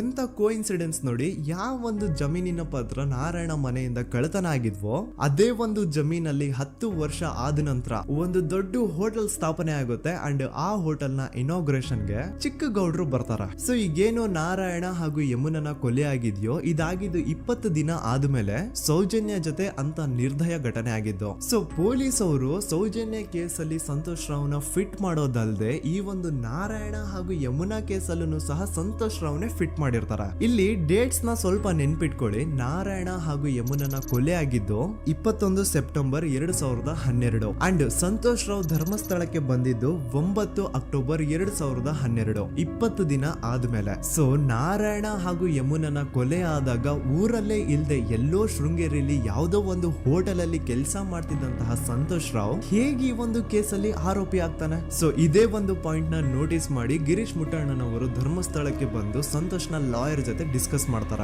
ದೆನ್ ಫೈನಲಿ ಏನೋ ತಪ್ಪು ಮಾಡದೆ ಸುಳ್ಳು ಆರೋಪಗಳಿಂದ ಕರಪ್ಟ್ ಪೊಲೀಸ್ ಆಫೀಸರ್ಸ್ ನ ಮಿಸ್ಲೀಡಿಂಗ್ ಇನ್ವೆಸ್ಟಿಗೇಷನ್ ಇಂದ ಸಂತೋಷ್ ರಾವ್ ತನ್ನ ಜೀವನದ 8-10 ವರ್ಷನ ಜೈಲಲ್ಲಿ ಕಳೆದು ಫೈನಲಿ ರಿಲೀಸ್ ಆಗ್ತಾನೆ. ಒಂಥರ ಈ ಕೇಸಿಂದ ಸಂತೋಷ್ ರಾವ್ನ ಇಡೀ ಲೈಫೇ ಸ್ಪಾಯ್ಲ್ ಆಗೋಯ್ತು. ಈಗ ಸಂತೋಷ್ ರಾವ್ ರಿಯಲ್ ಆರೋಪಿ ಅಲ್ಲ ಅಂತ ಕೋರ್ಟ್ ಅಲ್ಲಿ ಪ್ರೂವ್ ಆಯ್ತು. ಹಾಗಿದ್ರೆ ರಿಯಲ್ ಆರೋಪಿ ಯಾರು? ಪೊಲೀಸ್ ಅವರು ಯಾಕೆ ಕೇಸಲ್ಲಿ ಇಷ್ಟೊಂದು ಅನ್ಫೇರ್ ಇನ್ವೆಸ್ಟಿಗೇಷನ್ ಮಾಡಿದ್ರು? ಯಾರ ರಿಯಲ್ ಹೆಸರನ್ನ ಮುಚ್ಚಿಡ್ಲಿಕ್ಕೆ ಪೊಲೀಸ್ ಆಫೀಸರ್ಸ್ ಈ ಒಂದು ಕೇಸಲ್ಲಿ ಸಂತೋಷ್ ರಾವ್ನ ಸಿಗ್ಹಾಕ್ಸಿದ್ರು? ಇದೆಲ್ಲ ಥಿಂಕ್ ಮಾಡ್ತಾ ಹೋದ್ರೆ ನೋಡಿ, ಆ ಊರಲ್ಲಿ ಆ ಪೊಲೀಸ್ ಆಫೀಸರ್ಸ್ಗೆ ಲಂಚ ಕೊಡೋಷ್ಟು, ಒಂದು ಪೊಲೀಸ್ ಇನ್ವೆಸ್ಟಿಗೇಷನ್ ನ ಸ್ಟಾಪ್ ಮಾಡೋಷ್ಟು ಅಥವಾ ಆ ಇನ್ವೆಸ್ಟಿಗೇಷನ್ ನ ಮಿಸ್ಲೀಡ್ ಮಾಡೋಷ್ಟು ಇನ್ಫ್ಲುಯೆನ್ಸ್ ಆಗ್ಲಿ, ಪವರ್ ಆಗ್ಲಿ ಅಥವಾ ಮನಿ ಆಗ್ಲಿ ಊರಿನ ಗೌಡ್ರು ಹತ್ರ ಮಾತ್ರ ಇದ್ದಿದ್ದು. ಸೊ ಈಗ ಸಂಶಯದ ಮುಳ್ಳು ಗೌಡ್ರು ಕಡೆ ತಿರುಗುತ್ತಾ ನೋಡಿ. ಪೊಲೀಸ್ ಅವರು ಸುಮ್ನೆ ಸಂತೋಷ್ ರಾವ್ನ ನಾರಾಯಣ ಹಾಗೂ ಯಮುನಾ ಕೇಸಲ್ಲಿ ಫಿಟ್ ಮಾಡಿದ್ರು. ಈಗ ಆ ಒಂದು ಕೊಲೆ ಪ್ರಕರಣಕ್ಕೂ ಸಂತೋಷ್ ರಾವ್ಗೂ ಏನು ಸಂಬಂಧನೇ ಇರ್ಲಿಲ್ಲ. ಹಂಗೆ ಥಿಂಕ್ ಮಾಡಿ, ನಾರಾಯಣ ಸತ್ರೆ ಅಥವಾ ಅವನ ತಂಗಿ ಯಮುನಾ ಸತ್ರೆ ಯಾರಿಗ ಅಡ್ವಾಂಟೇಜ್ ಆಗುತ್ತೆ? ಊರಿನ ಗೌಡ್ರಿಗೆ, ಯಾಕಂದ್ರೆ ಅವ್ರಿಗ ಜಮೀನ್ ಸಿಗುತ್ತಾ. ಸೊ ಈಗ ನಾರಾಯಣ ಹಾಗೂ ಯಮುನಾ ಕೇಸಲ್ಲಿ ಸಂತೋಷ್ ರಾವ್ ಆರೋಪಿ ಅಲ್ಲ ಅಂತ ಪ್ರೂವ್ ಆದ್ಮೇಲೆ ಹಾಗಿದ್ರೆ ಆ ಕೊಲೆ ಮಾಡಿದವ್ರು ಯಾರು ಅಂತ ಹಾಗೆ ಥಿಂಕ್ ಮಾಡಿದ್ರೆ ಗಿರೀಶ್ ಮುಟ್ಟಣ್ಣನವರಿಗೆ ಆ ಊರಿನ ಗೌಡ್ರ ಮೇಲೆ ಡೌಟ್ ಬರುತ್ತೆ. ಅದೇ ಒಂದು ಡೌಟ್ ಅಲ್ಲಿ ಗಿರೀಶ್ ಮುಟ್ಟಣ್ಣನವರು ಮಹೇಶ್ ತಿಮ್ರೊಡ್ಡಿ ಅಂತ ಇನ್ನೊಬ್ರ ಜೊತೆ ಸೇರ್ಕೊಂಡು ಈ ಹಿಂದೆ ಆ ಒಂದು ಊರಲ್ಲಿ ಆ ಧರ್ಮಸ್ಥಳದಲ್ಲಿ ಈ ಊರಿನ ಗೌಡ್ರು ಯಾವ್ದ್ಯಾವ್ದೆಲ್ಲ ಕ್ರೈಮ್ಗಳು ಮಾಡಿದಾರೆ ಅಂತ ಊರಿನ ಜನರಿಂದ ತಿಳ್ಕೊತಾರ. ನಂತರ ಆ ಊರಿನ ಜನ ಯಾವ್ದ್ಯಾವ್ದೆಲ್ಲ ಮ್ಯಾಟರ್ಸ್ ಹೇಳಿದ್ರು ಆ ಕೇಸ್ ಫೈಲ್ಸ್ ನೆಲ್ಲ ತಿರುಗಿಸಿ ಮುರುಗಿಸಿ ನೋಡಿದಾಗ ನೀವು ನಂಬಲ್ಲ, ಸೌಜನ್ಯ ಕೇಸ್ ಏನೇನು ಅಲ್ಲ, ಅದಕ್ಕಿಂತ ಭೀಕರ ಕೊಲೆಗಳು ಧರ್ಮಸ್ಥಳದಲ್ಲಿ ಆಗಿವೆ ಅಂಡ್ ಎಲ್ಲಾ ಕೊಲೆಗಳ ಹಿಂದೆ ಗೌಡ್ರು ಕುಟುಂಬದ್ದೇ ಕೈ ಇದೆ ಅಂತ ಎದ್ದು ಕಾಣಿಸುತ್ತೆ. 1977 ವೇದಾವಲ್ಲಿ ಕೇಸ್. ಅಂಡ್ ಈ ಒಂದು ಪ್ರೈವೇಟ್ ಸ್ಕೂಲು ಬೇರೆ ಯಾರ್ದು ಅಲ್ಲ, ಆ ಗೌಡ್ರು ಕುಟುಂಬದ. ಈ ಸ್ಕೂಲ್ ಅಲ್ಲಿ 1977 ಅಲ್ಲಿ ವೇದಾವಲ್ಲಿ ಅಂತ ಒಬ್ರು ಟೀಚರ್ ವರ್ಕ್ ಮಾಡ್ತಿರ್ತಾರ. ವೇದಾವಲ್ಲಿ ಆ ಟೀಚರ್ ಜಾಬ್ಗೆ ತುಂಬಾನೇ ಓವರ್ ಕ್ವಾಲಿಫೈಡ್. ಅವರ ಕ್ವಾಲಿಫಿಕೇಶನ್ಸ್ ನ ಗಮನದಲ್ಲಿ ಇಟ್ಕೊಂಡ್ರೆ ಅವ್ರಿಗೆ HM ಅಥವಾ ಪ್ರಿನ್ಸಿಪಲ್ ನ ಪೋಸ್ಟ್ ಸಿಗ್ಬೇಕು. ಆದ್ರೂ ಸಹ ವೇದಾವಲ್ಲಿ ಆಸ್ ಎ ಟೀಚರ್ ಆಗಿನೇ ಕೆಲಸ ಮಾಡ್ಕೊಂಡು ಹೋಗ್ತಿರ್ತಾರ. ಒಮ್ಮೆ ಏನಾಗುತ್ತೆ, ಸ್ಕೂಲ್ ಅಲ್ಲಿ ಪ್ರಿನ್ಸಿಪಲ್ ನ ಪೋಸ್ಟ್ ಖಾಲಿ ಆಗುತ್ತೆ ಅಂಡ್ ಆ ಒಂದು ಪೋಸ್ಟ್ ಗೆ ಎಲ್ರು ಏನ್ ಅನ್ಕೊಳ್ತಾರೆ, ವೇದಾವಲ್ಲಿನೇ ಸೆಲೆಕ್ಟ್ ಮಾಡೋದು ಅಂತ. ಆದ್ರೆ ವೇದಾವಲ್ಲಿಯ ಕ್ಯಾಸ್ಟ್ ಬೇರೆ ಇದೆ ಅನ್ನೋ ಒಂದೇ ಒಂದು ಕಾರಣಕ್ಕೆ ಆ ಪ್ರಿನ್ಸಿಪಲ್ ನ ಪೋಸ್ಟ್ ವೇದಾವಲ್ಲಿಗೆ ಸಿಗದೆ ಬೇರೆ ಯಾರನ್ನೋ ತಂದು ಕೂರಿಸ್ಬಿಟ್ಟಿರ್ತಾರ. ಇದರಿಂದ ಟೀಚರ್ ವೇದಾವಲ್ಲಿಗೆ ತುಂಬಾ ಕೋಪ ಬಂದು ಅವ್ರ ಸ್ಕೂಲ್ ಮುಂದೆ ಪ್ರೊಟೆಸ್ಟ್ ಮಾಡೋದ್ ಸ್ಟಾರ್ಟ್ ಮಾಡ್ತಾರ. ಅಂಡ್ ಈ ವಿಷಯ ಸ್ಕೂಲ್ ನ ಓನರ್ಸ್ ಗೆ ಇಷ್ಟ ಆಗಲ್ಲ. ಸೊ ಅವರು ಆ ಕೋಪನ ಹಾಗೆ ಮನ್ಸಲ್ಲಿ ಇಟ್ಕೊಂಡಿರ್ತಾರ. ಒಮ್ಮೆ ಏನಾಗುತ್ತೆ, ಸ್ಕೂಲ್ ರಜೆ ಇರುತ್ತೆ, ವೇದಾವಲ್ಲಿ ಮನೇಲಿ ಇರ್ತಾರ ಅಂಡ್ ಅವ್ರ ಹಸ್ಬೆಂಡ್ ಡಾಕ್ಟರ್ ಅರಳೆ ಅವ್ರಿಗೆ ಯಾವ್ದೋ ಬೇರೆ ಊರಲ್ಲಿ ಒಂದು ಕಾಲೇಜ್ ಅಲ್ಲಿ ಸೆಮಿನಾರ್ ಏನೋ ಇರುತ್ತೆ. ಸೊ ಅವರು ಅಲ್ಲಿಗೆ ಹೋಗಿರ್ತಾರೆ. ಈಗ ಮನೇಲಿ ಇರೋದು ವೇದಾವಲ್ಲಿ ಒಂದೇ. ಇದೇ ಒಂದು ಅವಕಾಶನ ನೋಡ್ಕೊಂಡು ಯಾರೋ ವೇದಾವಲ್ಲಿ ಅವ್ರ ಮನೆಗೆ ನುಗ್ಗಿ ವೇದಾವಲ್ಲಿಗೆ ಹೊಡೆದು ನಂತರ ಅವ್ರನ್ನ ಜೀವಂತವಾಗಿ ಸುಟ್ಬಿಡ್ತಾರ. ಸ್ವಲ್ಪ ಹೊತ್ತು ನಂತರ ರಾತ್ರಿ ಆಗ್ತಿದ್ದಂಗೆ ಡಾಕ್ಟರ್ ಅರಳೆ ಅವರು ಮನೆಗೆ ವಾಪಸ್ ಬರ್ತಾರೆ ಅಂಡ್ ಮನೆ ಒಳಗಡೆ ಬಂದ್ ನೋಡಿದ್ರೆ ವೇದಾವಲ್ಲಿ ಅವರು ಸತ್ ಹೋಗಿ ಅವರ ಬಾಡಿ ಸುಟ್ ಹೋಗಿ ನೆಲದ ಮೇಲೆ ಬಿದ್ದಿದೆ. ಹೆಂಡತಿನ ಕಳ್ಕೊಂಡಿರುವಂತಹ ದುಃಖನ ಸೈಡ್ಗೆ ಇಟ್ಟು ಡಾಕ್ಟರ್ ಅರಳೆ ಅವರು ಮೊದ್ಲು ಪೊಲೀಸ್ ಸ್ಟೇಷನ್ ಹೋಗ್ಬಿಟ್ಟು ನಮ್ ಮನೆಗೆ ನಾನು ಇಲ್ದೇ ಇರುವಂತಹ ಸಮಯನ ನೋಡ್ಕೊಂಡು ಯಾರೋ ಮನೆ ಒಳಗಡೆ ನುಗ್ಗಿ ನನ್ನ ಹೆಂಡತಿನ ಹೊಡೆದು ನಂತರ ಅವಳನ್ನ ತುಂಬಾ ಭೀಕರವಾಗಿ ಸಾಯಿಸಿದರೆ ಅಂತ ಪೊಲೀಸ್ ಅವ್ರಿಗೆ ರಿಪೋರ್ಟ್ ಕೊಡಕ್ ಹೋದ್ರೆ ಅಲ್ಲಿ ಪೊಲೀಸ್ ಅವರು ಉಲ್ಟಾ ಡಾಕ್ಟರ್ ಅರಳೆ ಮೇಲೆನೆ FIR ಬರ್ದು ನೀನೇ ನಿನ್ ಹೆಂಡತಿನ ಸಾಯಿಸಿದ್ಯಾ, ನಾಟಕ ಮಾಡಬೇಡ ಅಂತ ಅವ್ರನ್ನೇ ಅರೆಸ್ಟ್ ಮಾಡ್ಬಿಡ್ತಾರ. ನಂತರ 2-3 ವರ್ಷ ಜೈಲಲ್ಲೇ ಇದ್ದು ಡಾಕ್ಟರ್ ಅರಳೆ ಅವರು ತಮ್ಮ ಫ್ರೆಂಡ್ಸ್ ಅಂಡ್ ಫ್ಯಾಮಿಲಿ ಮೂಲಕ ಎವಿಡೆನ್ಸ್ ನೆಲ್ಲ ಕಲೆಕ್ಟ್ ಮಾಡಿಸಿ ತಾನ ಕೊಲೆನ ಮಾಡಿಲ್ಲ, ತಾನ್ ತನ್ನ ಹೆಂಡತಿನ ಸಾಯಿಸಿಲ್ಲ ಅಂತ ಕೋರ್ಟ್ ಅಲ್ಲಿ ಪ್ರೂವ್ ಮಾಡ್ಕೊಂಡು ಜೈಲಿಂದ ರಿಲೀಸ್ ಆಗ್ತಾರ. ಸೊ ಈಗ ಡಾಕ್ಟರ್ ಅರಳೆ ಅವರು ಈ ಒಂದು ಕ್ರೈಮ್ ನ ಮಾಡಿಲ್ಲ ಅಂತಂದ್ರೆ ವೇದಾವಲ್ಲಿನ ಅಷ್ಟು ಭೀಕರವಾಗಿ ಸಾಯಿಸಿದವ್ರು ಯಾರು, ಈ ವಿಷಯ ಇವತ್ತಿನವರೆಗೂ ಗೊತ್ತಾಗಿಲ್ಲ. 1986 ಅಲ್ಲಿ ನಡೆದಂತಹ ಪದ್ಮಲತಾ ಕೇಸ್. ಪದ್ಮಲತಾ ಅವ್ರ ತಂದೆ ಕಮ್ಯುನಿಸ್ಟ್ ಪಾರ್ಟಿನ ಲೀಡರ್ ಇರ್ತಾರೆ. ಅವ್ರ ರಿಯಲ್ ನೇಮ್ ಏನು ಅಂತ ನಮಗ್ ಗೊತ್ತಾಗಿಲ್ಲ, ಬಟ್ ಈ ವಿಡಿಯೋದಲ್ಲಿ ಅವ್ರ ಹೆಸರು ಲಕ್ಷ್ಮಣ್ ಅಂತ ಅನ್ಕೊಳ್ಳಿ. ಸೊ ಕಮ್ಯುನಿಸ್ಟ್ ಪಾರ್ಟಿನ ಲೀಡರ್ ಇರುವಂತಹ ಲಕ್ಷ್ಮಣ್ ಅವ್ರಿಗೆ ಊರಲ್ಲಿ ತುಂಬಾನೇ ಸಪೋರ್ಟ್ ಇರುತ್ತೆ, ಊರಿನ ಜನರ ಫೇವ್ರೇಟ್ ಇರ್ತಾರೆ ಇವರು. ಅಂಡ್ ಅದೇ ವರ್ಷ ಅಂದ್ರೆ 1986 ಅಲ್ಲಿ ಪಂಚಾಯತ್ ಎಲೆಕ್ಷನ್ ಬೇರೆ ಇರುತ್ತೆ ಅಂಡ್ ಎಲ್ರಿಗೂ ಗೊತ್ತಿತ್ತು ಲಕ್ಷ್ಮಣೆ ಗೆಲ್ಲೋದು ಅಂತ. ಆ ಪಂಚಾಯತ್ ಎಲೆಕ್ಷನ್ ಅಲ್ಲಿ ಲಕ್ಷ್ಮಣ್ ಆಪೋಸಿಟ್ ಗೌಡ್ರಿಗೆ ತುಂಬಾ ಬೇಕಾಗಿರೋರು ಒಬ್ರು ನಿಂತಿರ್ತಾರ ಅಂಡ್ ಅವ್ರಿಗೂ ಗೊತ್ತಿತ್ತು ಎಲೆಕ್ಷನ್ ಏನಾದ್ರು ಆದ್ರೆ ಲಕ್ಷ್ಮಣ ಎಲೆಕ್ಷನ್ ಅಲ್ಲಿ ಗೆಲ್ಲೋದು ಅಂತ. ಸೊ ಎಲ್ಲಿ ಸೋತೋಗ್ಬಿಡ್ತೀವೋ ಅನ್ನೋ ಭಯಕ್ಕೆ ಆ ಗೌಡ್ರು ಕಡೆ ಅವ್ರು ಏನ್ ಮಾಡ್ತಾರೆ, ಲಕ್ಷ್ಮಣ್ ಅಪ್ರೋಚ್ ಮಾಡಿ ಮುಚ್ಕೊಂಡು ಈ ಪಂಚಾಯತ್ ಎಲೆಕ್ಷನ್ ಅಲ್ಲಿ ನಿನ್ ನಾಮಿನೇಷನ್ ನ ಕ್ಯಾನ್ಸಲ್ ಮಾಡು ಅಂತ ವಾರ್ನಿಂಗ್ ಕೊಡ್ತಾರ. ಆದ್ರೆ ಲಕ್ಷ್ಮಣ್ ಅವರು ಅಂಜದೆ ನೀವ್ ಏನ್ ಮಾಡ್ತಿರೋ ಮಾಡ್ಕೊಳ್ರಿ, ಆದ್ರೆ ನಾನ್ ಮಾತ್ರ ನಾಮಿನೇಷನ್ ನ ಕ್ಯಾನ್ಸಲ್ ಮಾಡಲ್ಲ ಅಂತ ಆ ಗೌಡ್ರು ಕುಟುಂಬನ ಎದುರು ಹಾಕೋತಾರ. ದೆನ್ ಎಂತ ಕೋಇನ್ಸಿಡೆನ್ಸ್ ನೋಡಿ, ನೆಕ್ಸ್ಟ್ ಡೇನೆ ಲಕ್ಷ್ಮಣ್ ಅವ್ರ ಮಗಳು ಪದ್ಮಲತಾ ಕಿಡ್ನಾಪ್ ಆಗ್ತಾಳ. ಸುಮಾರು 56 ದಿನ ಅವಳನ್ನ ಯಾರೋ ಕಿಡ್ನಾಪ್ ಮಾಡ್ತಾರೆ ಅಂಡ್ ಆ 56 ದಿನ ಡೈಲಿ ಅವಳನ್ನ ಶೋಷಣೆ ಕೂಡ ಮಾಡ್ತಾರ. ನಂತರ 56 ದಿನ ಆದ್ಮೇಲೆ ಪದ್ಮಲತನ ಬಾಡಿ ನೇತ್ರಾವತಿ ನದಿಲಿ ತೇಲ್ತಾ ಸಿಗುತ್ತಾ. ಆಸ್ ಎಕ್ಸ್ಪೆಕ್ಟೆಡ್ ಈ ಕೇಸಲ್ಲೂ ಪೊಲೀಸ್ ಅವ್ರ ಕಡೆಯಿಂದ ಪ್ರಾಪರ್ ಇನ್ವೆಸ್ಟಿಗೇಷನ್ ಆಗಲ್ಲ ಅಂಡ್ ಯಾರ್ ಪದ್ಮಲತನ ಕಿಡ್ನಾಪ್ ಮಾಡಿದ್ರು, ಯಾರು ಅವಳನ್ನ 15 ದಿನವರೆಗೂ ಶೋಷಣೆ ಮಾಡಿ ನಂತರ ಅವಳನ್ನ ಅಷ್ಟು ಭೀಕರವಾಗಿ ಸಾಯಿಸಿದ್ರು ಅಂತ ಇವತ್ತಿನ ದಿನದವರೆಗೂ ಗೊತ್ತಾಗಿಲ್ಲ. ಮತ್ತೆ ನಮಗೆ ಗೊತ್ತಾದದು 22ಕ್ಕೆ ಸ್ಕೂಲ್ ಡೇ 56 ದಿನ ಕಳೆದು ಹೊಳೆಯಲ್ಲಿ ಹೆಣ ಉಂಡು ಅಂತ ಕೇಳಿ ಪೊಲೀಸಿನವರು ಬರುವಾಗ ಬಂದು ಹೇಳುವಾಗ ನಮಗೆ ಗೊತ್ತಾಗ ಅವರು ನನ್ನನ್ನು ಕರ್ಕೊಂಡೋಗಿ ಅಲ್ಲಿ ಹೋಗಿವೆ.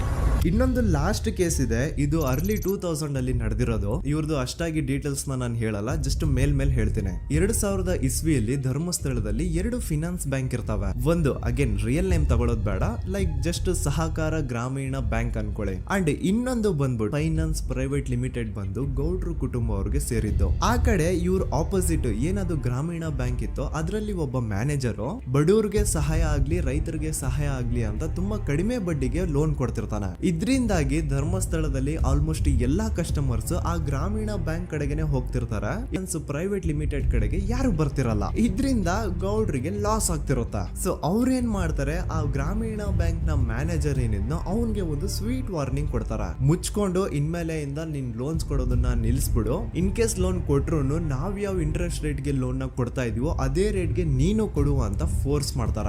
ಆದ್ರೆ ಆ ಗ್ರಾಮೀಣ ಬ್ಯಾಂಕ್ ನ ಮ್ಯಾನೇಜರ್ ಇದ್ಯಾವುದನ್ನು ಕಿವಿಗೆ ಹಾಕೊಳ್ಳಾರ್ದೆ ಅವನ್ ಕೆಲಸ ಅವ್ನ್ ಮಾಡ್ಕೊಂಡು ಹೋಗ್ತಾನ. ದೆನ್ ಸಡನ್ಲಿ ಒಂದು ದಿನ ಬ್ಯಾಂಕ್ ಮ್ಯಾನೇಜರ್ ನ ಹೆಂಡತಿನ ಮನೆ ಒಳಗಡೆನೆ ನುಗ್ಗಿ ಯಾರು ಮಾಡಿ ತುಂಬಾ ಭೀಕರವಾಗಿ ಸಾಯಿಸ್ಬಿಡ್ತಾರ. ಇದರ ರಿಗಾರ್ಡಿಂಗ್ ಆ ಬ್ಯಾಂಕ್ ಮ್ಯಾನೇಜರ್ ಪೊಲೀಸ್ ಸ್ಟೇಷನ್ ಅಲ್ಲಿ ಕಂಪ್ಲೇಂಟ್ ಕೊಡಕ್ ಹೋದ್ರೆ ಪೊಲೀಸ್ ಅವರು ಉಲ್ಟಾ ಆ ಬ್ಯಾಂಕ್ ಮ್ಯಾನೇಜರ್ ಹೆಸರಲ್ಲೇ FIR ಬರ್ದು ನೀನೇ ನಿನ್ ಹೆಂಡತಿನ ಸಾಯಿಸಿದ್ಯಾ ಅಂತ ಅವನ್ನೇ ಅರೆಸ್ಟ್ ಮಾಡ್ಬಿಡ್ತಾರ. ನಂತರ 1-2-3 ವರ್ಷ ಆ ಬ್ಯಾಂಕ್ ಮ್ಯಾನೇಜರ್ ಜೈಲಲ್ಲಿ ಇರ್ತಾನೆ. ಅದಾದ್ಮೇಲೆ ಅವನ ಕ್ರೈಮ್ ನ ಮಾಡಿಲ್ಲ ಅಂತ ಕೋರ್ಟ್ ಅಲ್ಲಿ ಪ್ರೂವ್ ಆಗುತ್ತೆ. ಆದ್ರೆ ರಿಯಲ್ ಕ್ರೈಮ್ ಮಾಡಿದವರು ಯಾರು ಅಂತ still it's A question mark. And ಇನ್ನೊಂದು ನಾರಾಯಣ ಅಂಡ್ ಯಮುನಾ ಕೇಸ್ ಬಗ್ಗೆ ಅಂತೂ ನಾನು ಆಗ್ಲೇ ನಿಮ್ಗೆ ಎಕ್ಸ್ಪ್ಲೇನ್ ಮಾಡಿದೆ. ಸೊ ಎಂತಹ ಕೋ ಇನ್ಸಿಡೆಂಟ್ಸ್ ಗಳು ನೋಡಿ, ಯಾರೆಲ್ಲ ಆ ಧರ್ಮಸ್ಥಳದಲ್ಲಿ ಗೌಡ್ರ ಕುಟುಂಬನ ಎದುರಾಕೊಂಡಿದಾರೋ ಅವ್ರ ಜೀವನದಲ್ಲಿ ಏನೋ ಒಂದು ತುಂಬಾ ದೊಡ್ಡ ದುರಂತ ನಡೆದು ಹೋಗುತ್ತಾ. ಅಂಡ್ ಸರ್ಪ್ರೈಸಿಂಗ್ಲಿ ಅವ್ರ ಕೇಸಲ್ಲಿ ಪೊಲೀಸ್ ಅವ್ರ ಕಡೆಯಿಂದ ಪ್ರಾಪರ್ ಇನ್ವೆಸ್ಟಿಗೇಷನ್ ಆಗಲ್ಲ. ಅಂಡ್ ಯಾರ ಆ ಕ್ರೈಮ್ ನ ಮಾಡಿದ್ರು ಅಂತ ಯಾವತ್ತೂ ಹೊರಗ್ ಬರೋದೇ ಇಲ್ಲ. ಸೊ ಈ ಗೌಡ್ರ ಕುಟುಂಬದವರು ಧರ್ಮಸ್ಥಳದಲ್ಲಿ ಬೇಜನ್ ಕರ್ಮಕಾಂಡಗಳನ್ನ ಮಾಡಿದ್ದಾರೆ. ಅಂಡ್ ಅವ್ರ ಪವರ್ ಅಂಡ್ ಅವ್ರಿಗಿರುವಂತಹ ಇನ್ಫ್ಲೂಯೆನ್ಸ್ ಇಂದ ಆ ಎಲ್ಲಾ ಕೇಸ್ ನ ಮುಚ್ಚಾಕಿದ್ದಾರೆ ಅಂತ ಮಹೇಶ್ ಹಾಗೂ ಗಿರೀಶ್ ಮುಟ್ಟಣ್ಣನವರ ಹೇಳಿಕೆ ಆಗಿದೆ. ಸೊ ಗೌಡ್ರು ಫ್ಯಾಮಿಲಿನ ಟ್ರ್ಯಾಕ್ ರೆಕಾರ್ಡ್ ನೋಡಿದ್ರೆ ಧರ್ಮಸ್ಥಳದಲ್ಲಿ ಒಂದು ಹುಡುಗಿನ ರೇಪ್ ಅಂಡ್ ಮರ್ಡರ್ ಮಾಡಿ ದೆನ್ ಪೊಲೀಸ್ ಅವ್ರಿಗೆ ಲಂಚ ಕೊಟ್ಟು ಇನ್ವೆಸ್ಟಿಗೇಷನ್ ನ ಮಿಸ್ಲೀಡ್ ಮಾಡೋಷ್ಟು ಪವರ್ ಇನ್ಫ್ಲೂಯೆನ್ಸ್ ಈ ಗೌಡ್ರು ಕುಟುಂಬಕ್ಕೆ ಮಾತ್ರ ಇರೋದು. ಈಗ ಸಂತೋಷ್ ರಾವ್ ಅಂತೂ ಸೌಜನ್ಯ ಕೇಸಲ್ಲಿ ಆರೋಪಿ ಅಲ್ಲ ಅಂತ ಪ್ರೂವ್ ಆಯ್ತು. ಹಾಗಿದ್ರೆ ರಿಯಲ್ ಆರೋಪಿ ಯಾರು? ನೆನಪು ಮಾಡ್ಕೊಳ್ಳಿ, 11 ಅಕ್ಟೋಬರ್ 2012 ಸಂಜೆ 5 ಗಂಟೆ ಹಾಗೆ ಬಾಹುಬಲಿ ಬೆಟ್ಟದಲ್ಲಿ ಸಂತೋಷ್ ರಾವ್ ತನ್ನ ಪಾಡಿಗೆ ತಾನು ಸೀನರೀಸ್ ನ ಎಂಜಾಯ್ ಮಾಡ್ಕೊಂಡು ಸುಮ್ನೆ ಕೂತಿರ್ಬೇಕಾದ್ರೆ ಅವನ ಹತ್ರ 5 ಜನ ಕಿಡಿಗೇಡಿಗಳು ಬಂದು ಜಗಳ ತೆಗಿತಾರ. ಆ 5 ಜನ ಕಿಡಿಗೇಡಿಗಳು ಯಾರು ಅಂತ ನಾನು ಇಲ್ಲಿವರೆಗೂ ನಿಮ್ಗೆ ಹೇಳಿಲ್ಲ. ಸೊ ಅವರು ಬೇರೆ ಯಾರು ಅಲ್ಲ, ಚಿಕ್ಕ ಗೌಡ್ರು ಮಗ ನಿಶಾಂತ್ ಜೈನ್ ನ ವೆರಿ ಕ್ಲೋಸ್ ಫ್ರೆಂಡ್ಸ್. ಅವ್ರು ದಣಿ ಮಾಡಿರುವಂತಹ ಕ್ರೈಮ್ ಅಲ್ಲಿ ಬೇರೆ ಯಾರನ್ನಾದ್ರೂ ಸಿಗಿಸ್ಬೇಕಲ್ಲ ಅಂತ ಇವ್ರು ಬಕ್ರ ಹುಡುಕ್ತಾ ಇರ್ಬೇಕಾದ್ರೆ ಆಗ ಇವ್ರಿಗೆ ಸಿಗೋದೆ ಸಂತೋಷ್ ರಾವ್. ಅಗೇನ್ ಇನ್ನೊಂದು ಎಂತ ಕೋಇನ್ಸಿಡೆನ್ಸ್ ನೋಡಿ, ಸಂತೋಷ್ ರಾವ್ ಸೌಜನ್ಯ ಕೇಸಲ್ಲಿ ಅರೆಸ್ಟ್ ಆದ ನಂತರ ಚಿಕ್ಕ ಗೌಡ್ರು ಮಗ ನಿಶಾಂತ್ ಜೈನ್ ದೇಶನೇ ಬಿಟ್ಟು ಹೋಗ್ಬಿಡ್ತಾನ. ಈ ಕೇಸಲ್ಲಿ ಚಿಕ್ಕ ಗೌಡ್ರು ಮಗ ಇನ್ವಾಲ್ವ್ಮೆಂಟ್ ಇದೆ ಅಂತ ಯಾರಿಗೂ ಡೌಟೇ ಬರ್ತಾ ಇರ್ಲಿಲ್ಲ. ಡೌಟ್ ಯಾವಾಗ ಬಂತು ಅಂದ್ರೆ ಆ 5 ಜನ ಕಿಡಿಗೇಡಿಗಳು ಯಾರು ಸಂತೋಷ್ನ ಈ ಒಂದು ಕೇಸಲ್ಲಿ ಸಿಗಾಕ್ಸಿದ್ರು ಆ 5 ಜನರಲ್ಲಿ ಒಬ್ಬ ರವಿ ಪೂಜಾರಿ ಅಂತಾನು ಇರ್ತಾನೆ. ಅವನ್ಗೆ ತಾನು ತಪ್ಪು ಮಾಡಿದೀನಿ ಅಂತ ಗಿಲ್ಟ್ ಕಾಡುತ್ತೋ ಅಥವಾ ಬೇರೆ ಏನೋ ಗೊತ್ತಿಲ್ಲ, ಆದ್ರೆ ಅವನೇ ಸ್ವತಃ ಪೊಲೀಸ್ ಅವ್ರ ಹತ್ರ ಹೋಗ್ಬಿಟ್ಟು ಸೌಜನ್ಯ ಕೇಸಲ್ಲಿ ನಿಜವಾದ ಆರೋಪಿ ಸಂತೋಷ್ ಅಲ್ಲ ಕಂಡ್ರು, ಅವನ್ನ ಸುಮ್ನೆ ಸಿಗಾಕ್ಸಿರೋದಷ್ಟೇ, ನಿಜವಾದ ಆರೋಪಿಗಳು ಚಿಕ್ಕ ಗೌಡ್ರು ಮಗ ನಿಶಾಂತ್ ಜೈನ್ ಅಂಡ್ ಅವನ್ ಫ್ರೆಂಡ್ಸ್ ಸೂರಜ್, ಕಿರಣ್ ಅಂಡ್ ಕಣ್ಮಣಿ ಅಂತ. ಈ ಎಲ್ಲಾ ವಿಷಯನ ರವಿ ಪೂಜಾರಿ ಪೊಲೀಸ್ ಅವ್ರಿಗೆ ತಿಳಿಸ್ತಾನೆ. ಅಗೇನ್ ಎಂತ ಒಂದು ಕೋಇನ್ಸಿಡೆನ್ಸ್ ನೋಡಿ, ಈ ವಿಷಯಗಳನ್ನ ಊರಿನ ಜನರು ಮುಂದೆ ಹೇಳಿದಂತಹ ರವಿ ಪೂಜಾರಿ ಆಕಸ್ಮಿಕವಾಗಿ ಸತ್ತು ಹೋಗ್ಬಿಡ್ತಾನೆ. ಇವನು ಹೇಳಿದ್ದು ನಿಜ ಅಂತ ಜನರಿಗೆ ಯಾವಾಗ ಕನ್ಫರ್ಮ್ ಆಗುತ್ತೆ ಅಂದ್ರೆ ಸೌಜನ್ಯಗೆ ತುಂಬಾ ಹತ್ರವಾದವ್ರು ಒಬ್ರು ಯಶೋಧ ಅನ್ನೋರು ಕೋರ್ಟ್ ಅಲ್ಲಿ ಬಂದ್ಬಿಟ್ಟು ಸೌಜನ್ಯ ಕೊಲೆ ಆಗಿದ್ದ ದಿನ ಆ ಒಂದು ಸ್ಪಾಟ್ ಅಲ್ಲಿ ನಾನು ಈ 3 ಜನರನ್ನ ನೋಡಿದ್ದೆ ಅಂತ ಸಾಕ್ಷಿ ಹೇಳ್ತಾರೆ. ಈಗ ಎಲ್ಲಾ ಡಾಟ್ಸ್ ನ ಕನೆಕ್ಟ್ ಮಾಡ್ತಾ ಹೋದ್ರೆ ಸೌಜನ್ಯ ಕೇಸ್ ಒಂದೇ ಅಲ್ಲ, ನಾರಾಯಣ ಹಾಗೂ ಯಮುನಾ ಕೇಸಲ್ಲೂ, ವೇದವಲ್ಲಿ ಕೇಸಲ್ಲೂ, ಆ ಬ್ಯಾಂಕ್ ಮ್ಯಾನೇಜರ್ ನ ಕೇಸಲ್ಲೂ ಹಾಗೂ ಪದ್ಮಲತಾ ಕೇಸಲ್ಲೂ ಸೀದಾ ಡೈರೆಕ್ಟ್ ಡೌಟ್ ಬರೋದೆ ಊರಿನ ಗೌಡ್ರ ಮೇಲೆ. I really want to appreciate Kudla rampage YouTube channel, third eye YouTube channel,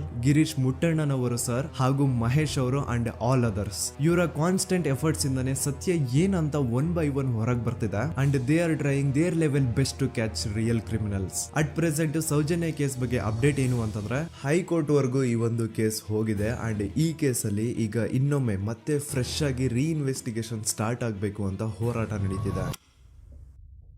ಸದುತ ಪ್ರಜೆಗಳೇ, ಇದಾಗಿತ್ತು ಸೌಜನ್ಯ ಕೇಸ್ ಬಗ್ಗೆ ನಮ್ಮ ಒಂದು ಡೀಟೇಲ್ಡ್ ವಿಡಿಯೋ. ಈ ವಿಡಿಯೋದಲ್ಲಿ ನನ್ನಿಂದ ಎಲ್ಲಾದ್ರೂ ಏನಾದ್ರೂ ಚಿಕ್ಕ ಪುಟ್ಟ ಇನ್ಫಾರ್ಮೇಶನ್ ಮಿಸ್ ಆಗಿದ್ರೆ ಅಥವಾ ಮಿಸ್ಟೇಕ್ ಆಗಿದ್ರೆ ಅದನ್ನ ದಯವಿಟ್ಟು ಕಮೆಂಟ್ ಸೆಕ್ಷನ್ ಅಲ್ಲಿ ಹೈಲೈಟ್ ಮಾಡಿ. ಈ ವಿಡಿಯೋ ಯಾವಾಗ ಯೂಟ್ಯೂಬ್ ಇಂದ ಡಿಲೀಟ್ ಆಗುತ್ತೋ ನನ್ಗಂತೂ ಗೊತ್ತಿಲ್ಲ. ಸೊ ಪ್ಲೀಸ್ ಆದಷ್ಟು ಬೇಗ ಇದನ್ನ ಎಲ್ಲಾ ಕಡೆ ಶೇರ್ ಮಾಡಿ. ಓಕೆ ಪ್ರಜೆಗಳೇ, ಇವತ್ತಿಗಿಷ್ಟು ಸಾಕು ಅನ್ಕೊಳ್ತೀನಿ. ನಾನು ನಿಮ್ಮ ದೂತ ಸಮೀರ್ MD. ಮತ್ತೆ ಸಿಗ್ತೀನಿ ನೆಕ್ಸ್ಟ್ ವಿಡಿಯೋದಲ್ಲಿ.